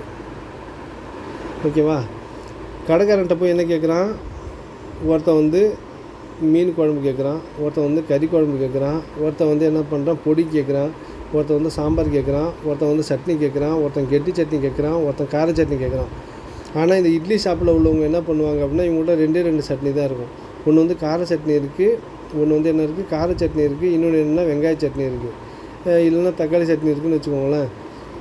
இப்போ இவங்கள்ட்ட இருக்கிறது தான் நம்மள்ட்ட கொடுக்க முடியும். ஓகேவா, இவங்க என்னெல்லாம் நினைக்கிறாங்களோ ஒருத்தவங்களுக்காக ஒரு டிஷ்ஷும் செஞ்சிட்ருக்க முடியாது. அதேமாரி நம்ம மியூச்சுவல் ஃபண்டில் ஏதாவது ஒரு இப்போ எஸ்பிஐ மியூச்சுவல் ஃபண்டில் பணம் போட்டோம் அப்படின்னா இப்போ இவங்க என்ன பண்ணுவாங்க, இவங்க எங்கெங்கெல்லாம் இன்வெஸ்ட் பண்ணுமோ அங்கே தான் பண்ணுவாங்க. நீ நினைக்கிற இடத்துக்கு இங்கே போய் இன்வெஸ்ட்மெண்ட் பண்ணுங்கள். ஒருத்தவங்களுக்காக நீ இந்த யூனிட் ஹோல்டர் இருக்காங்க, இவங்க என்ன சொல்லுவாங்க, என் பணத்தை போய் எஸ்பி அதில் மியூச்சுவல் ஃபண்டில் போடுங்க, இதில் போடுங்க அப்படின்னு மாற்றி மாற்றி சொல்லக்கூடாது. இங்கே ஃபண்டு மேனேஜர் இருக்காங்க, அவங்களுக்கு தெரியும் அவங்க எங்கெல்லாம் இன்வெஸ்ட் பண்ணணும் அப்படின்னு. உங்களுக்கு இதுக்காக ஒன்றுமே கிடைக்காது. நீங்கள் நினைக்கிற மாதிரி எல்லாமே நடக்காது. கொஞ்சம் எல்லாத்தையும் அட்ஜஸ்ட்மெண்ட் பண்ணி தான் போகணும். அவங்க எங்கே இன்வெஸ்ட்மெண்ட் பண்ணுறாங்களோ மொத்தமாக தான் அவங்க இன்வெஸ்ட்மெண்ட் பண்ணுவாங்க. ஓகேவா? அதே மாதிரி நீங்கள் கேட்கறதுக்காக எல்லா சட்னியும் கிடைக்கிற மாதிரி நீங்கள் கேட்குற இடத்துல எல்லாத்தையும் அவங்க இன்வெஸ்ட்மெண்ட் பண்ண மாட்டாங்க. அவங்களுக்குன்னு ஒரு பர்டிகுலர் இடம் இருக்கும், அவங்க அதில் தான் இன்வெஸ்ட்மெண்ட் பண்ணுவாங்க. ஓகேவா? அதான் போர்ட்ஃபோலியோ கஸ்டமைசேஷன் சொல்லுவாங்க. Next choice overload. சாய்ஸ் ஓவர்லோட்னால் இப்போ சப்போஸ் ஒரு கடைக்கு போகிறீங்க, அங்கே நிறைய வெரைட்டிஸ் வச்சுருக்காங்க. சமோசா, போண்டா, வடை, சட்னி, இட்லி அப்படின்னு நிறையா வச்சுருக்காங்க. எல்லாத்தையும் பார்த்து இதை சாப்பிட்லாமா, இதை சாப்பிட்லாமா, இதை சாப்பிட்லாமா, இதை சாப்பிட்லாமா நம்ம கன்ஃபியூஸ் ஆகுது. அதேமாரி மியூச்சுவல் ஃபண்டில் நிறைய ஸ்கீம்ஸ் இருக்குது. அந்த ஸ்கீம்ஸில் வந்து நம்ம எதில் வந்து இன்வெஸ்ட்மெண்ட் பண்ணால் கரெக்டாக இருக்கும் அப்படின்னு சொல்லி உங்களுக்கு நீங்களே கன்ஃபியூஸ் ஆகுறது. நிறைய சாய்ஸஸ் இருக்கும். அந்த சாய்ஸஸில் வந்து நம்ம எதில் இன்வெஸ்ட்மெண்ட் பண்ணுறதுன்னு தெரியாமல் குழம்பு போகுது. நம்ம எது சாப்பிட போகிறோம் அப்படின்னு ஒரு குழப்பம் வரும் இல்லையா? அதேமாரி நம்ம எதில் பண்ணுறது அப்படின்னு சொல்லி பார்த்தா எல்லா மார்க்கெட் ப்ரைஸும் நிறைய தான் இருக்குது. நம்ம எதில் பண்ணலாம் அப்படின்னு சொல்ல சாய்ஸ் ஓவர்லோடுன்னு சொல்லுவாங்க. நெக்ஸ்ட் என்ன, நோ கண்ட்ரோல் ஓவர் காஸ்ட். அப்படின்னா இது செலவு அதிகமாகும். நோ கேரண்டர் ரிட்டர்ன் அப்படின்னா நீங்கள் பணம் பண்ணியிருக்கீங்களா, என்ன பண்ணியிருக்கீங்க, பணம் இன்வெஸ்ட்மெண்ட் பண்ணியிருக்கீங்க, அதுக்கெலாம் ஒரு கேரண்டியுமே கிடையாது. எப்போ வேணால் மார்க்கெட் அதிகரிக்கலாம், எப்போ வேணால் மார்க்கெட் என்ன ஆகலாம், கம்மியாகலாம். அதனால் வந்து நீங்கள் இன்வெஸ்ட்மெண்ட் பண்ணியிருக்க காசுக்கு வந்து இவ்வளோ தான் ரிட்டர்ன் கிடைக்கும் அப்படின்லாம் ஒன்றும் கிடையவே கிடையாது. நெக்ஸ்ட்டு வந்து மியூச்சுவல் ஃபண்டோட டைப். மியூச்சுவல் ஃபண்ட் ஸ்டைல் வந்து 2 மியூச்சுவல் ஃபண்ட் ஸ்டைலு. ஒன்று வந்து ஆக்டிவ் ஃபண்டு, ஒன்று வந்து பேசிவ் ஃபண்டு. இப்போ பேசிவ் ஃபண்டுன்னா என்னென்னா, இப்போ 2 எக்ஸ்சேஞ்ச் இருக்குது. ஒன்று வந்து பாம்பே ஸ்டாக் எக்ஸ்சேஞ்ச் இருக்குது, ஒன்று வந்து நிஃப்டி நேஷ்னல் ஸ்டாக் எக்ஸ்சேஞ்ச் இருக்குது, என்எஸ்சி பிஎஸ்சி. ஓகேவா? 2 இருக்குது. இப்போ என்ன பண்ணுவாங்கன்னா, பிஎஸ்சியில் வந்து டாப் 30 கம்பெனி இருக்கும். நெக்ஸ்ட் வந்து நிஃப்டி 50ன்னு சொல்லுவாங்க. இதில் வந்து ஒரு டாப் 50 கம்பெனி இருக்குது. இப்போ பேசிவ் ஃபண்ட்னா என்னென்னா, நம்ம மியூச்சுவல் ஃபண்டில் இன்வெஸ்ட்மெண்ட் பண்ணும்போது அந்த ஃபண்டு மேனேஜரு தூக்கி அவங்களுடைய டாப் 30 கம்பெனியில் போட்டாங்க, இல்லை இந்த டாப் 50 கம்பெனியில் போட்டாங்க அப்படின்னா இது கண்டிப்பாக ப்ராஃபிட் ஓரியன்டட் ஆர்கனைசேஷன் தான் இருக்கும். அவங்க வந்து கண்ணை மூடிட்டு இங்கே இன்வெஸ்ட்மெண்ட் பண்ணிட்டாங்கன்னா அவங்களுடைய காசு பெனிஃபிட் கிடைக்கும், நிறைய கிடைக்குது என்னமோ தெரியல, ஓரளவு லாஸ் ஆகாமல் இருக்கும். அதான் வந்து என்ன பண்ணுவாங்க, பேசிவ் ஃபண்டு. கண்ணை மூடிக்கிட்டு இந்த டாப் லிஸ்டட் கம்பெனியில் இன்வெஸ்ட்மெண்ட் பண்ணுறதா என்ன சொல்லுவாங்க, உங்களுக்கு பேசிவ் ஃபண்டுன்னு சொல்லுவாங்க. நெக்ஸ்ட் பார்த்தா ஆக்டிவ் ஃபண்டு. ஆக்டிவ் ஃபண்டுனா என்ன அப்படின்னா, இப்போ கரண்ட் மார்க்கெட்டில் என்னென்ன இருக்குதுன்னு இங்கே இன்னும் ஃபண்டு மேனேஜர் இருப்பாங்க. ஃபண்டு மேனேஜர் வந்து பார்த்துட்டே இருப்பாங்க. ஃபண்டு மேனேஜர் அசட் மேனேஜ்மெண்ட் கம்பெனியில் இருப்பாங்க. இப்போ எஸ்பிஐ மியூச்சுவல் ஃபண்ட்னா அதில் ஒரு ஃபண்டு மேனேஜர் இருப்பாங்க. இப்போ ஐசிஎஸ்எல் நீங்கள் ஃபண்டு மேனேஜராக இருப்பீங்க. நீங்கள் பார்த்துட்டே இருப்பீங்க, எப்போ இதில் வந்து அதிகமாக போயிட்டுருக்கு, இதில் அதிகமாக போயிட்டுருக்கு, இதில் அதிகமாக போயிட்டுருக்கு அப்படின்னு சொல்லி இந்த டாப் 30 கம்பெனி 50 கம்பெனி இல்லாமல் எந்தெந்த கம்பெனிலாம் பார்த்து ஒவ்வொரு நாளைக்கு நீங்கள் இன்வெஸ்ட்மெண்ட் பண்ணிகிட்டு இருக்கீங்களோ அதை வந்து ஆக்டிவ் ஃபண்ட். ஆக்டிவ்னா ஆக்டிவாக இருக்குது. பேசிவ்னா ஓகே இதில் பண்ணிடுவோம், கண்ணை மூடிட்டு பண்ணுறது தான் பேசிவ் ஃபண்டுன்னு பேர். நெக்ஸ்ட் வந்து ஸ்ட்ரக்சர் ஆஃப் ஃபண்டு. இதில் நிறைய ஃபண்டு இருக்குது. Open ended fund, close ended fund, interval fund அப்படின்னு. ஓகேவா? இதுதான் ஓப்பன் எண்டட் ஃபண்ட். அப்படின்னா பேரே வந்து open ended fund. Open ended fund அப்படின்னா இப்போ ஒரு ஃபண்டு வந்து ஜனவரியில் ஆரம்பிக்கிறாங்க. எப்போ ஆரம்பிக்கிறாங்க? ஜனவரியில் ஒரு ஃபண்டு ஆரம்பிக்கிறாங்க. நீங்கள் சப்போஸ் வந்து இதுள்ள என்ட்ரி ஆகிருக்கீங்கன்னா சப்போஸ் நீங்கள் மார்ச் மாதம் நீங்கள் வெளில போக நினைக்கிறீங்க அப்படின்னா வெளில போயிடலாம். உங்களுக்கு யாராவது ஒருத்தவங்க ஏப்ரல் மாதம் வந்து ஜாயின் பண்ணிக்கலாம். ஓப்பன் எண்டட் ஃபண்டு அப்படின்னா என்னென்னா, யார் எப்போ வேணாலும் பணத்தை போடலாம், யார் எப்போ வேணாலும் அதை க்ளோஸ் பண்ணலாம், விற்றுட்டு நீங்கள் மாறிக்கலாம். அது வந்து ஓப்பன் எண்டட்னு சொல்லுவாங்க. இப்போ வந்து நீங்கள் ஜனவரியில் இதில் நுழையிறீங்க, சப்போஸ் உங்களுக்கு ஏப்ரல் தேவைப்படுது, இன்னொருத்தருக்கு வந்து ஏப்ரல் வந்து இதில் உள்ளே வர விரும்புகிறாரு, நீங்கள் உங்கள் ஷேர் எல்லாத்தையும் இவர்கிட்ட விற்றுட்டு நீங்கள் என்ன பண்ணலாம், இந்த ஸ்கீமை வந்து க்ளோஸ் பண்ணிக்கலாம். இதுதான் ஓப்பன் எண்டட் ஃபண்ட் அப்படின்னு சொல்லுவாங்க. நெக்ஸ்ட் பார்த்தா க்ளோஸ் எண்டட் ஃபண்டுன்னு சொல்லுவாங்க. என்னது close ended fund? Close ended fund அப்படின்னா நீங்கள் ஒரு தடவை இப்போ ஜனவரி மாதம் இன்வெஸ்ட் பண்ணுறீங்க, இவங்க ஒரு கட்டாயம் வச்சுருப்பாங்க. எப்படின்னா இல்லை டிசம்பர் மாதம் வரையும் நீங்கள் இருந்தே தான் ஆகணும் அப்படின்ட்டு. இப்போ ஜனவரியிலேருந்து டிசம்பர் வரலையும் இடையில நீங்கள் எக்ஸிட் ஆகணும்னா எக்ஸிட் ஆகவே முடியாது. இதை என்ன சொல்லுவாங்க, க்ளோஸ் எண்டட் ஃபண்டுன்னு சொல்லுவாங்க. க்ளோஸ் எண்டட் ஃபண்டில் நம்ம என்ன பண்ணோம் அப்படின்னா, எப்போ நம்ம இன்வெஸ்ட்மெண்ட் ஸ்டார்ட் பண்ணுறோமோ அதுலேருந்து அது எண்டு டேட் வரலையும் நம்ம இதுலேருந்து எக்ஸிட் ஆகவே முடியாது. அதான் வந்து க்ளோஸ் எண்டட் ஃபண்டுன்னு சொல்லுவாங்க. நெக்ஸ்ட்டு பார்த்தா இன்டர்வல் ஃபண்டு. இன்டர்வல் ஃபண்ட் அப்படின்னா என்ன அப்படின்னா, நீங்கள் ஒரு ஆப்ஷனில் வந்து நுழையிறீங்க ஒரு மியூச்சுவல் ஃபண்டில். இந்த மியூச்சுவல் ஃபண்டு டோட்டல் வந்து 12 மாதத்துக்கு போகணும். எத்தனை மாதத்துக்கு போகணும்? 12 மாதம் வரையும் நீங்கள் இன்வெஸ்ட் பண்ணிக்கிட்டே இருக்கணும். 1 4 5 6 இப்படி வந்து டோட்டல் 12 மாதம் வந்து நீங்கள் இன்வெஸ்ட் பண்ணிக்கிட்டே போகணும். இப்போ என்ன பண்ணுவாங்க, இன்டர்வல் ஃபண்டுனா இப்போ 3 மாதம் கழிச்சு இல்லை 2 மாதம் கழிச்சு அந்த கம்பெனி என்ன பண்ணுவாங்கன்னா ஒரு டைம் கொடுப்பாங்க, இன்டர்வல் டைம்னு சொல்லுவாங்க. என்ன சொல்லுவாங்க? Interval time. இந்த டைமில் நம்ம நினச்சா இதுலேருந்து வெளில போய்க்கலாம், யாராவது இந்த இதில் நுழையணும்னு நினச்சா நுழையலாம். அப்படின்னா உங்களுக்கு இன்டர்வல் ஃபண்டுனா உங்களுடைய ஃபண்டோடைய மியூச்சுவல் ஃபண்டோடைய காலகட்டத்தில் ஏதாவது ஒரு டைம் கொடுப்பாங்க. அந்த டயத்தில் வந்து நீங்கள் வேணும்னா அதில் என்ட்ரி ஆகிக்கலாம், யார் வேணுங்கிறாங்களோ அவங்க என்ட்ரி ஆகிக்கலாம், யார் வேணாங்கிறாங்களோ அவங்க வந்து எக்ஸிட் ஆகிடலாம். இதை என்ன சொல்லுவாங்க? இன்டர்னல் ஃபண்ட் அப்படின்னு சொல்லுவாங்க. நெக்ஸ்ட் பார்த்தீங்கன்னா ஸ்கீம் பேசிஸ். ஸ்கீம் பேசிஸ்னால் உங்களுக்கு ஈக்விட்டி ஸ்கீம் இருக்குது, டெப்ட் ஸ்கீம் இருக்குது, ஹைப்ரிட் ஸ்கீம் இருக்குது, சொல்யூஷன் கியூ. ஈக்விட்டினா உங்களுக்கு மார்க்கெட்டில் இன்வெஸ்ட் பண்ணுறது ஈக்விட்டி ஸ்கீமு. டெப்ட் ஸ்கீம்னா உங்களுக்கு செக்யூரிட்டி, கவர்மெண்ட் செக்யூரிட்டி, அப்படி வந்து உங்களுக்கு பேங்க்கில் வந்து எஃப்டி, ஆர்டி, சேவிங்ஸ் இதேமாதிரி போகிறது எல்லாமே டெப்ட் ஸ்கீமில் வரும். இதே மாதிரி நம்ம மியூச்சுவல் ஃபண்ட்லேயும் போடலாம். நெக்ஸ்ட்டு ஹைப்ரிட் அப்படின்னா ஈக்விட்டி டெப்ட் ரெண்டையும் சேர்ந்து போகிறது தான் ஹைப்ரிட் ஸ்கீம்னு சொல்லுவாங்க. நெக்ஸ்ட்டு பார்த்தா சொல்யூஷன் ஸ்கீம். சொல்யூஷன் ஸ்கீம்னால் பார்த்தீங்கன்னா உங்களுக்கு பென்ஷனில் போடுறோம் இல்லையா, நம்ம இன்றைக்கி பணம் கட்டுறோம், இன்னிலேருந்து 40 வருஷம் கழிச்சு அட்டல் பென்ஷன் யோஜனாவில் வருது, அதான் சொல்யூஷன் ஸ்கீமு. ஓகேவா? நம்ம சில்ட்ரன் எஜுகேஷனுக்காக இன்றைக்கிலேருந்து பணம் போடுறோம், ஒரு 20 வருஷம் வரையும் பணம் போடுறோம் அப்படின்னா அது வந்து solution scheme. Children education fund, உங்கள் சன் டாட்டர் மேரேஜோடைய ஃபண்டு அப்படின்னா லாங் டைம் வரலையும் இன்வெஸ்ட் பண்ணிவிட்டு ஏதாவது ஒரு சொல்யூஷனுக்காக நம்ம பணம். என்னென்ன சொல்யூஷன் அப்படின்னா நம்ம பென்ஷன் வந்து எப்போ நம்மளை யார் பார்த்துப்போ நம்மளுக்கு ஒரு பணம் வரணும், நம்ம குழந்தைகள் மேரேஜுக்காக, நம்ம குழந்தைகள் எஜுகேஷனுக்காக, இப்படி ஒரு வீடு கட்டுறதுக்காக லாங் டைம் சொல்யூஷன் பண்ணால் அதான். நெக்ஸ்ட் பார்த்திங்கன்னா இன்வெஸ்ட்மெண்ட் ஈக்விட்டி ஸ்கீமு நான் சொன்னது தான். ஃபிக்ஸ்டு இன்கம் ஸ்கீம்னா ஃபிக்ஸ்டு இன்கம் ஸ்கீம் அப்படின்னா நம்ம சப்போஸ் வந்து 1 லட்ச ரூபா 10 லட்ச ரூபா இருக்குது, 10 லட்ச ரூபாயில் மாதம் 10,000 வட்டி கிடைக்கும்னு நம்ம சொல்லி ஒரு இன்கம் கிடைக்கும்னு சொல்லி பண்ணுறது தான் வந்து fixed income fund. Next money market fund. Next வந்து கோல்டு பாண்டு. ஓகேவா? இது எல்லாமே பின்னாடி இப்போ உங்களுக்கு கவர் பண்ணோம், வந்து உங்களுக்கு விரிவாக வந்து இப்போ கவர் பண்ண போகிறோம். ஓகேவா? நெக்ஸ்ட் வந்து ஈக்விட்டி ஸ்கீம். ஈக்விட்டி ஸ்கீமில் பார்த்தீங்கன்னா மல்டி கேப் ஃபண்டு இருக்குது, லார்ஜ் கேப் ஃபண்டு இருக்குது, மல்டி கேப் ஃபண்டு இருக்குது, லார்ஜ் கேப் ஃபண்டு இருக்குது, மிட் கேப் ஃபண்டு இருக்குது. ஓகேவா? இப்போ மல்டி கேப் ஃபண்டு அப்படின்னா மோர் தென் 65% வந்து உங்கள் மல்டி கேப் ஃபண்டில் வந்து என்ன பண்ணணும், ஈக்விட்டியில் உங்கள் மார்க்கெட்டில் இன்வெஸ்ட் பண்ணணும். எவ்வளோ? ஒரு ஷேர் வந்து இப்போ 100% இருக்குன்னு வச்சுக்கோங்களேன்.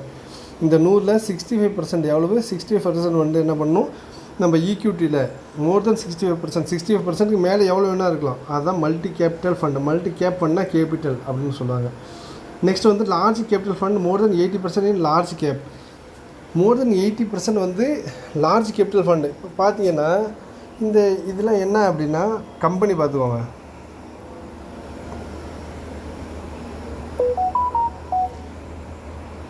இப்போ ஒரு கம்பெனி வந்து ஷேர் மார்க்கெட்டில் வருது, இது நல்ல ப்ராஃபிட்டில் வருது, நல்ல ப்ராஃபிட்டில் வந்து நல்ல டிசிப்ளினை மெயின்டைன் பண்ணுறாங்க.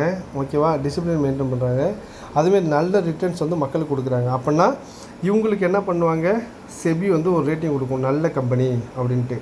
நிறைய ரிட்டர்ன்ஸ் கொடுத்துருக்காங்க, எல்லா பாலிசியும் கரெக்டாக கடைப்பிடிச்சிருக்காங்க அப்படின்னு சொல்லிட்டு. இதுதான் என்ன சொல்லுவாங்க, லிஸ்டட் கம்பெனின்னு சொல்லுவாங்க. இப்போ வந்து ஒரு 10,000 கம்பெனி வருது, 10,000 கம்பெனிலேயே முதல் 100 கம்பெனி செலக்ட் பண்ணுவாங்க. இதெல்லாம் வந்து கரெக்டாக நம்மள்ட்ட நல்லா பண்ணிகிட்டு இருக்காங்கப்பா, நல்ல மக்களுக்கு ரிட்டர்ன் கொடுக்குறாங்க, கஸ்டமரோட ஃபீட்பேக் நல்லா இருக்குது அப்படின்னு சொல்கிறது தான் இதான் லிஸ்டட் கம்பெனின்னு சொல்லுவாங்க. யாரோட ஃபீட்பேக் நல்லாயிருக்கோ, யாரோட ப்ரொசீஜர்லாம் நல்லாயிருக்கோ அவங்கள வந்து என்ன பண்ணுவாங்க, அவங்க செபி வந்து ஒரு ரேட்டிங் கொடுக்கும். இது வந்து நல்ல கம்பெனி, டாப் கம்பெனி, இது டாப் 150லேருந்து 200 உள்ள கம்பெனி அப்படின்னு சொல்லிட்டு அந்த கம்பெனிக்கு ரேட்டிங் கொடுக்கறத பொறுத்த என்ன சொல்லுவாங்க, அது லிஸ்டட் கம்பெனின்னு சொல்லுவாங்க. சில கம்பெனி வருவாங்க, நம்ம மக்களுக்கு நிறைய காசு கொடுக்க மாட்டாங்க, அவங்க ரொம்ப லாஸ் ஆகிருப்பாங்க. அதை எல்லாத்தையும் என்ன பண்ணுவாங்க, அன்லிஸ்டட் கம்பெனி ஆக்கிடும். என்ன ஆக்கிடும், செபி அன்லிஸ்டட் கம்பெனி ஆக்கிடும். நீங்கள் நல்லா பண்ணிகிட்டு இருந்தீங்க அப்படின்னா உங்களை மானிட்டர் பண்ணிகிட்டே இருப்பாங்க. யார்? செபி மானிட்டர் பண்ணிகிட்டு இருப்பாங்க. உங்களுக்கு ஒரு ரேட்டிங் செபி கொடுப்பாங்க. அதை வச்சு தான் நீங்கள் லிஸ்டட் கம்பெனியா, அன்லிஸ்டட் கம்பெனியா, இல்லை ப்ளூ சிப்டு கம்பெனியான்னு தனித்தனியாக அவங்க வந்து வெரைட்டி வைஸ் பிரிப்பாங்க. அது போக வந்து உங்களுக்கு சொல்லி தருவோம். ஓகேவா? இப்போ லார்ஜ் கேப்னா மோர் தென் 80% ஈக்விட்டியில் வந்து நம்ம என்ன பண்ணுவாங்க, இன்வெஸ்ட்மெண்ட் பண்ணுவாங்க. மிட் கேபிட்டல் ஃபண்ட் அப்படின்னா மோர் தென் 65% வந்து மிட் கேபிட்டல். பாருங்கள், லார்ஜ் கேபிட்டல்னால் 100 கம்பெனி, ஃபஸ்ட்டு 100 கம்பெனி, 1லேருந்து 100 கம்பெனி லிஸ்டட் கம்பெனி இருக்கும் இல்லையா, அதில் ஃபஸ்ட்டு 1லேருந்து 100 வரலையும் என்ன சொல்லுவாங்க, லார்ஜ் கேபிட்டல் கம்பெனின்னு சொல்லுவாங்க. அப்புறமேலு பாருங்கள் 101லேருந்து 250 வரலையும், 150லேருந்து 250 வரலையும் மிட் கேப்பு, அப்புறமேலு 250க்கு அப்புறமேலு எல்லாம் உள்ளது எல்லாது ஸ்மால் கேபிட்டல் கம்பெனி அப்படின்னா. அதனால் வந்து இப்போ லார்ஜ் கேபிட்டல் கம்பெனி இருக்குது பார்த்தீங்களா, அதில் வந்து 80% வந்து இவங்க இன்வெஸ்ட்மெண்ட் பண்ணுவாங்க. என்ன பண்ணுவாங்க? இன்வெஸ்ட்மெண்ட் பண்ணுவாங்க 80%. இப்போ 100 ரூபா உங்கள்கிட்ட 1000 ரூபா இருக்குது அப்படின்னா இதில் 800 ரூபா வந்து எங்கே பண்ணணும்? லார்ஜ் கேப்பில் வந்து பண்ணுவாங்க. மோர் தென் 800 ரூபாய்க்கு மேலே 1000 ரூபா தான் உங்கள் டோட்டலி உங்களோட ஷேர் அப்படின்னா 800 ரூபாய்க்கு மேலே 1000 ரூபாயிலையும் பண்ணலாம். ஓகேவா? அது ஒன்றும் கம்பல்சரி கிடையாது. ஆனால் 80%க்கு மேலே பண்ணணும். அதான் வந்து large capital fund. Next middle capital ஃபண்ட்னா மோர் தென் 65%. அப்படின்னா 101லேருந்து 250 வரலையும் அந்த லிஸ்டட் கம்பெனி சொன்னோம் இல்லையா, உங்களுக்கு செபி வந்து ஒரு லிஸ்டட் கம்பெனி போடும். ஓகேவா? இப்போ first Tata mutual fund, next வந்து ரிலையன்ஸ் மியூச்சுவல் ஃபண்டு, நெக்ஸ்ட் வந்து ICICI mutual fund, next HDFC mutual fund, next Axis mutual fund அப்படின்னு சொல்லி ஒரு லிஸ்டட் கம்பெனியே இருக்கும். இதில் டாப்பு 100 கம்பெனி வரலையும் என்ன சொல்லுவாங்க அப்படின்னா, என்ன சொல்லுவாங்க இங்கே பாருங்கள், லார்ஜ் கேப்பில் வந்து ஃபஸ்ட்டு 100 கம்பெனி என்ன சொல்லுவாங்க? லார்ஜ் கேப்பில் இருக்கும். என்ன இருக்கும்? லார்ஜ் கேபிட்டல் இருக்கும். அடுத்தது 101லேருந்து 251 250 வரலையும், 101லேருந்து 250 வரலையும் என்ன இருக்கும்? Medium capital. 251க்கு அப்புறமேலே எல்லாமே ஸ்மால் கேபிட்டல் கம்பெனி. இப்போ லார்ஜ் கேபிட்டல் ஃபண்ட் என்ன பண்ணுவாங்க? மோர் தென் 80% வந்து லார்ஜ் கேபிட்டல் இன்வெஸ்ட்மெண்ட் பண்ணுவாங்க. 100% வேணாலும் இருக்கலாம், ஆனால் 80%க்கு மேலே இருக்கணும் அப்படின்னு தான் சொல்கிறாங்க. அடுத்து மிட் கேப்னா 65% of equity shares. Mid cap company என்ன பண்ணுவாங்க? இங்கே இதில் மிட் கேப்பில் வந்து இன்வெஸ்ட்மெண்ட் பண்ணுவாங்க.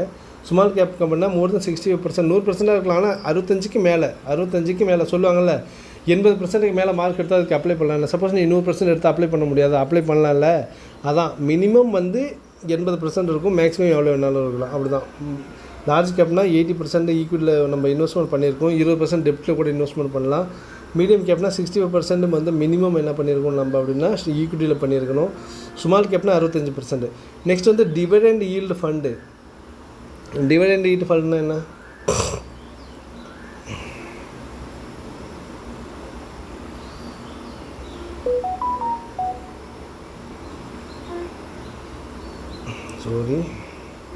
டிவிடெண்ட் ஈல்டு ஃபண்ட்னா நான் உங்கள்கிட்ட சொன்ன மாதிரி ஒரு தக்காளிக்காரர் இருக்கார், நம்ம என்ன பண்ணுறோம்? விற்கிறோம், 2 ரூபாய்க்கு தான் விற்கிறோம், ஆனால் அவருக்கு நிறையா ப்ராஃபிட் கிடச்சிருக்கு.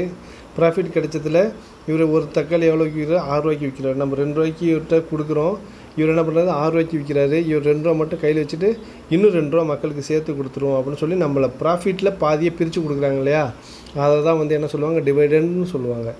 அவங்களுக்கு கிடைக்கிற பணம் இல்லாமல், அவங்க இப்போ தக்காளியோட ரேட்டு 2 ரூபா தான் கிலோ, அது இல்லாமல் இன்னும் ஒரு 2 ரூபா எக்ஸ்ட்ரா அவங்களுக்கு கொடுக்கும், இல்லை 1 ரூபா எக்ஸ்ட்ரா கொடுக்கும் அப்படின்னு இவங்களோட ப்ராஃபிட்லேருந்து பிரித்து கொடுக்குறது தான். நாம் இன்வெஸ்ட் செய்கின்ற பணம் நேராக ஒரு கம்பெனிக்கு போகுது.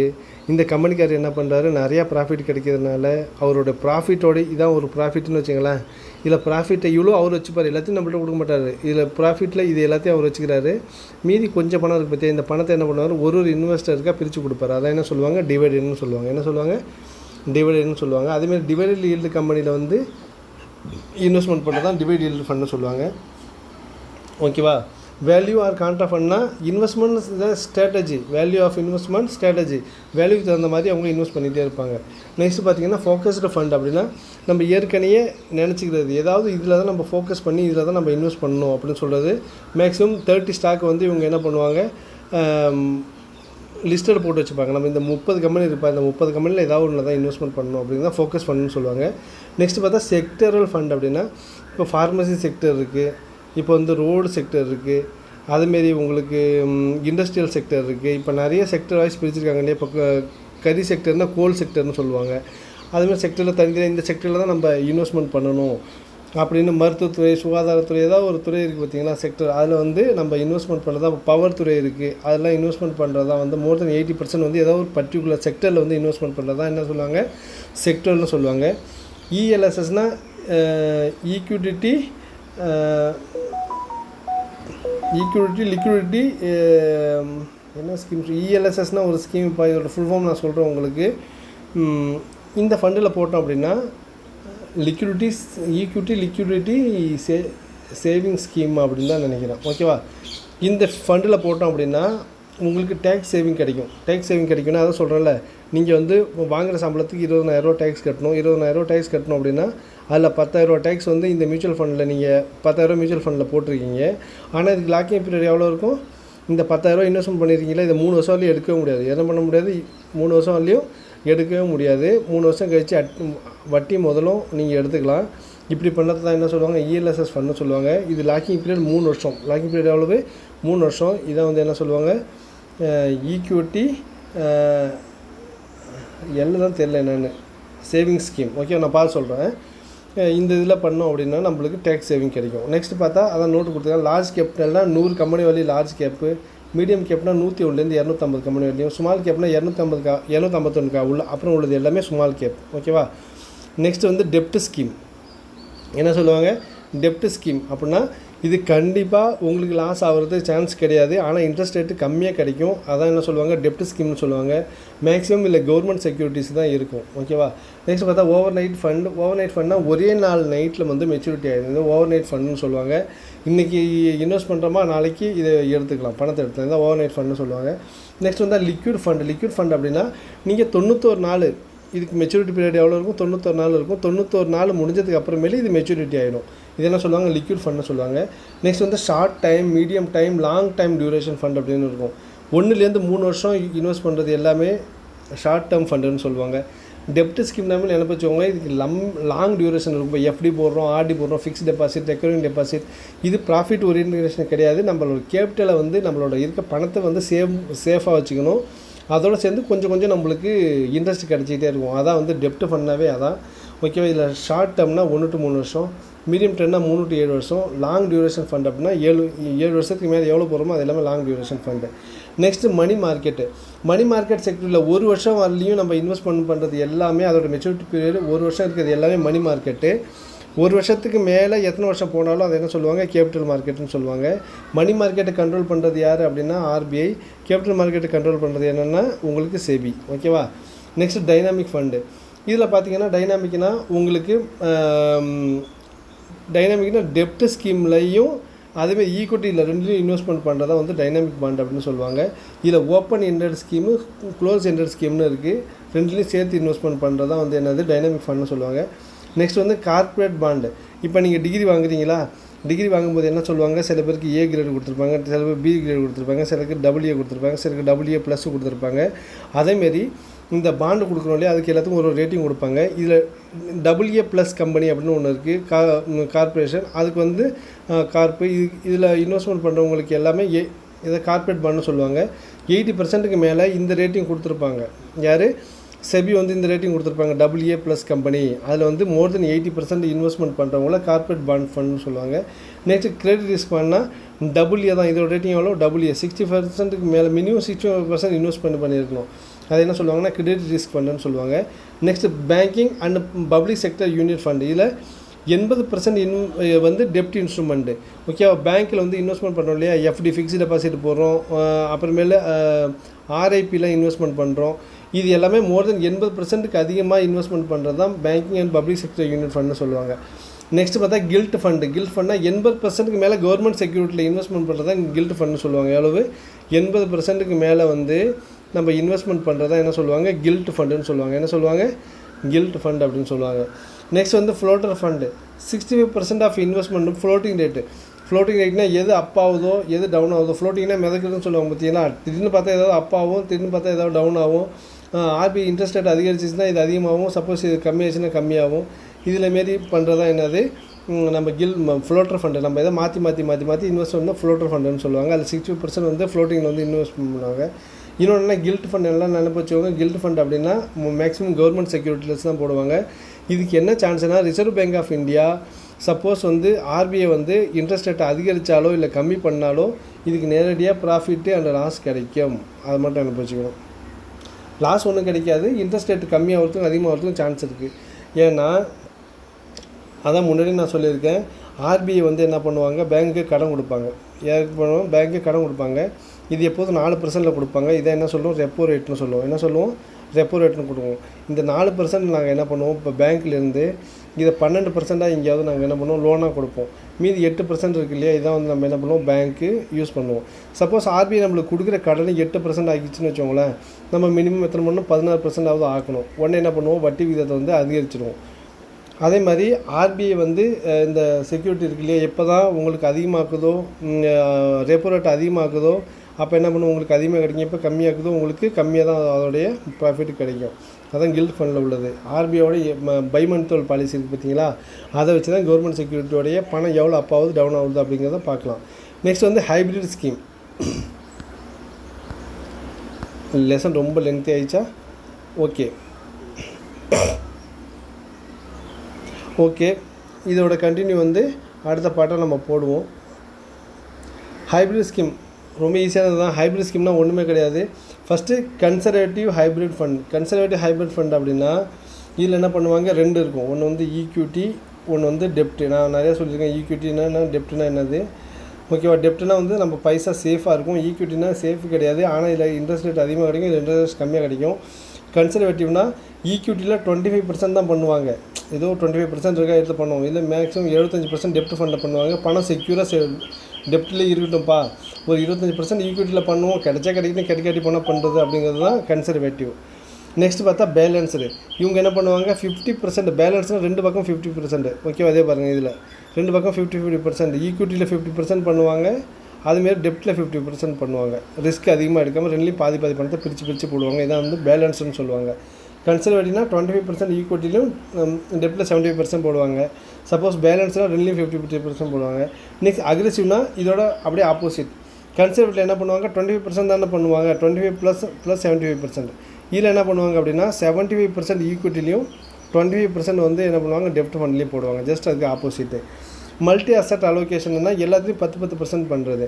எப்படின்னா சில பேர் ஈக்விட்டியில் பண்ணியிருப்பாங்க, சில பேர் ரியல் எஸ்டேட்டில் பண்ணியிருப்பாங்க, சில பேர் கமோடிட்டியில் பண்ணியிருப்பாங்க. இப்படி மாற்றி பண்ணுவாங்க. இதில் ஒன்றில் மினிமம் 10% இருக்கணும். எத்தனை பர்சன்ட்? 10% இருக்கணும். மோர் தென் 3 கம்பெனியில் வந்து இவங்க இன்வெஸ்ட்மெண்ட் பண்ணுவாங்க. At least 3 asset. அட்லீஸ்ட் என்ன பண்ண 3 அசட், நீங்கள் மேக்ஸிமம் எத்தனை வேணாலும் பண்ணலாம். ஓகேவா? இதை என்ன மல்டி அசட் அலோகேஷன் சொல்லுவாங்க. நெக்ஸ்ட் பார்த்து ஆர்பிட்ரேஜ் ஃபண்ட். அப்படின்னா ஆர்பிட்ரேஜ் ஃபண்ட்னா ஒன்றுமே கிடையாது. இப்போ சப்போஸ் வந்து ஒரு டாட்டா பிர்லா வரார் அங்கேருந்து. இப்போ என்ன பண்ண, National Stock Exchange, Bombay Stock எக்ஸ்சேஞ்சுன்னு 2 இருக்குது.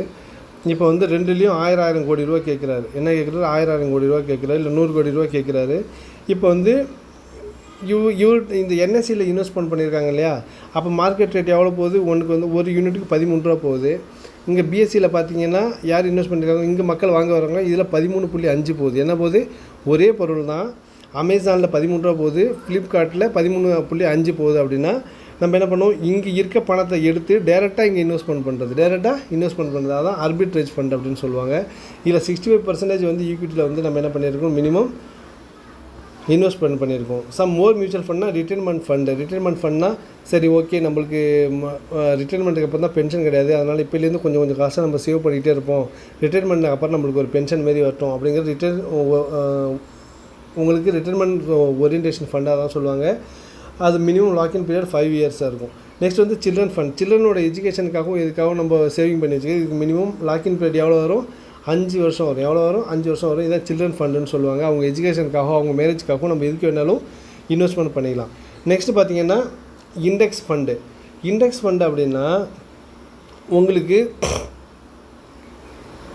நான் சொன்னேன் இல்லையா, அந்த டாப் லிஸ்டட் 100 கம்பெனி இருக்குது பார்த்தீங்களா, அந்த டாப் ஒன்றுமே நீங்கள் யோசிக்கவே வேணாம், நிறைய யோசிக்கலாம் வேணாம், நிறைய மூளையை வந்து யூஸ் பண்ண வேணாம். எது லிஸ்டட் கம்பெனி இருக்கோ அதில் போய் நம்ம இன்வெஸ்ட்மெண்ட் பண்ணிடுவோம். டோட்டல் எவ்வளோ, 90% மினிமம். எவ்வளவு? 90% மினிமம். மேக்ஸிமம் 100% வேணாலும் நம்ம இன்வெஸ்ட் பண்ணிடலாம். நம்ம வந்து டென்ஷனே இல்லாமல் இருக்கலாம், இது கண்டிப்பாக மேலே போகும் அப்படின்னு சொல்லிட்டு இண்டெக்ஸ் ஃபண்டுலாம் 2 இண்டெக்ஸ் இருக்குது. ஓகேவா? ஒன்று Bombay Stock Exchange, Nifty and பிஎஸ்சின்னு சொன்னோம் பார்த்தீங்களா, அது 2லேயுமே 95% மேலே பண்ணுறது தான் என்னது இண்டெக்ஸ் ஃபண்டுன்னு சொல்லுவாங்க. ஃபண்டு அப்படின்னா ஃபண்டுனா என்னது? ஃபண்ட்னா 95% ஆஃப் டோட்டல் அசட் வந்து ஒரு பர்டிகுலர் ஃபண்டில் வந்து பண்ணுறது. ஓகே, இதை பற்றி உங்களுக்கு விரிவாக ஃபண்டோட விரிவு வந்து இப்போ நெக்ஸ்ட் லெசன் வரும்போது அதில் பெரிய விரிவாக இருக்குது, அதை நான் வந்து உங்களுக்கு சொல்லித்தரேன். ஓகேவா? நெக்ஸ்ட்டு மோர் ஃபிண்டுனா ஃபிக்ஸ்டு மெச்சூரிட்டி பிளான். இது க்ளோஸ் எண்டட் டெப்ட் வரும். ஃபிக்ஸ்ட் மெச்சூரிட்டி பிளான் அப்படின்னா நீங்கள் இன்றைக்கி வந்து ₹1,00,000 இன்வெஸ்ட்மெண்ட் பண்ணுறீங்க அப்படின்னா ஒரு 12 மாதம் கழிச்சு எவ்வளவு, ஒரு 12 மாதம் கழிச்சு உங்களுக்கு ₹1,06,000 கிடைக்கிது. ஓகேவா? ஆனால் இந்த 1 வருஷம் வரையும் க்ளோஸே பண்ணக்கூடாது அப்படின்னு க்ளோஸ் எண்டட்னா இதில் டேட் இருக்கும். என்னது டேட் மென்ஷனாக இருக்கும். அந்த ஓப்பன் எண்டட்னா நம்ம எப்போ வேணால் உள்ளே வரலாம், எப்போ வேணால் வெளில போகலாம். இது ஃபிக்ஸ்டு மெச்சூரிட்டி பிளான்னா இதுக்கு ஒரு க்ளோஸ் டேட் இருக்கும். அந்த டேட்டில் தான் நம்ம இதுலேருந்து எக்ஸிட் ஆக முடியும். அதான் என்ன சொல்கிறாங்க, ஃபிக்ஸ்டு மெச்சூரிட்டி பிளான் அப்படின்னு சொல்கிறாங்க. அதான் ஃபிக்ஸ்டு டெபாசிட்னு கூட சொல்லுவாங்க. 1 வருஷம் இதில் இருக்கணும், 1 வருஷம் கழிச்சு இது முடிஞ்சதுக்கப்புறம் தான் இன்ட்ரெஸ்ட் தருவோம் அப்படின்னு சொல்லி தான் ஃபிக்ஸ்டு மெச்சூரிட்டி பிளான். நெக்ஸ்ட் வந்து கேபிட்டல் ப்ரொடக்ஷன் ஃபண்ட் அப்படின்னா கேபிட்டல் என்ன, நம்மள்ட்ட இருக்க பணம்.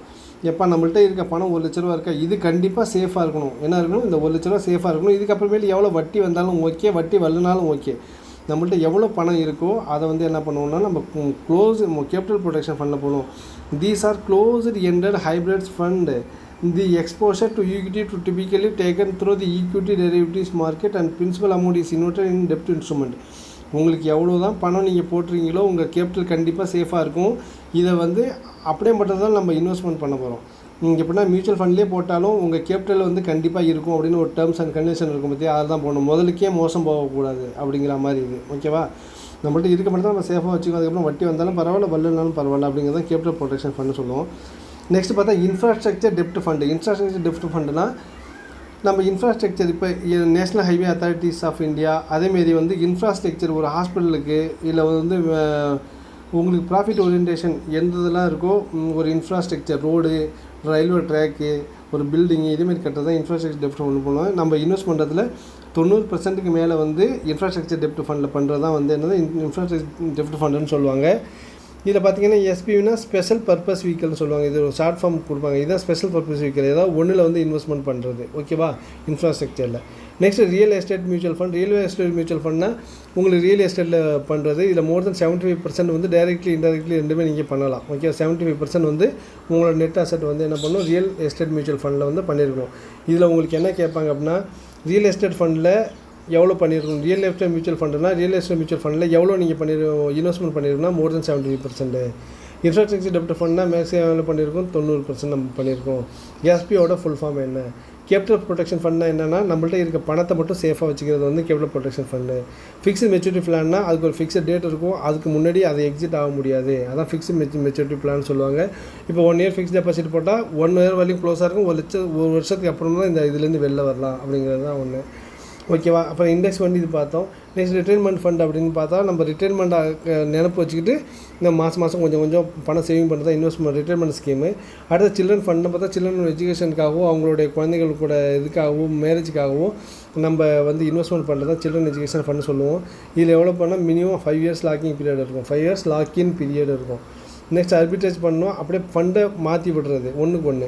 மல்டி அசெட் அலோகேஷனாக ஒரே இடத்துல இன்வெஸ்ட்மெண்ட் பண்ணாமல் மியூச்சுவல் ஃபண்டில் உங்களுக்கு ரியல் எஸ்டேட்டில் கமோடிட்டியில் உங்களுக்கு ஈக்விட்டி டெப்ட் ஃபண்டு அப்படி மாற்றி மினிமம் 10 பண்ணியிருக்கணும்.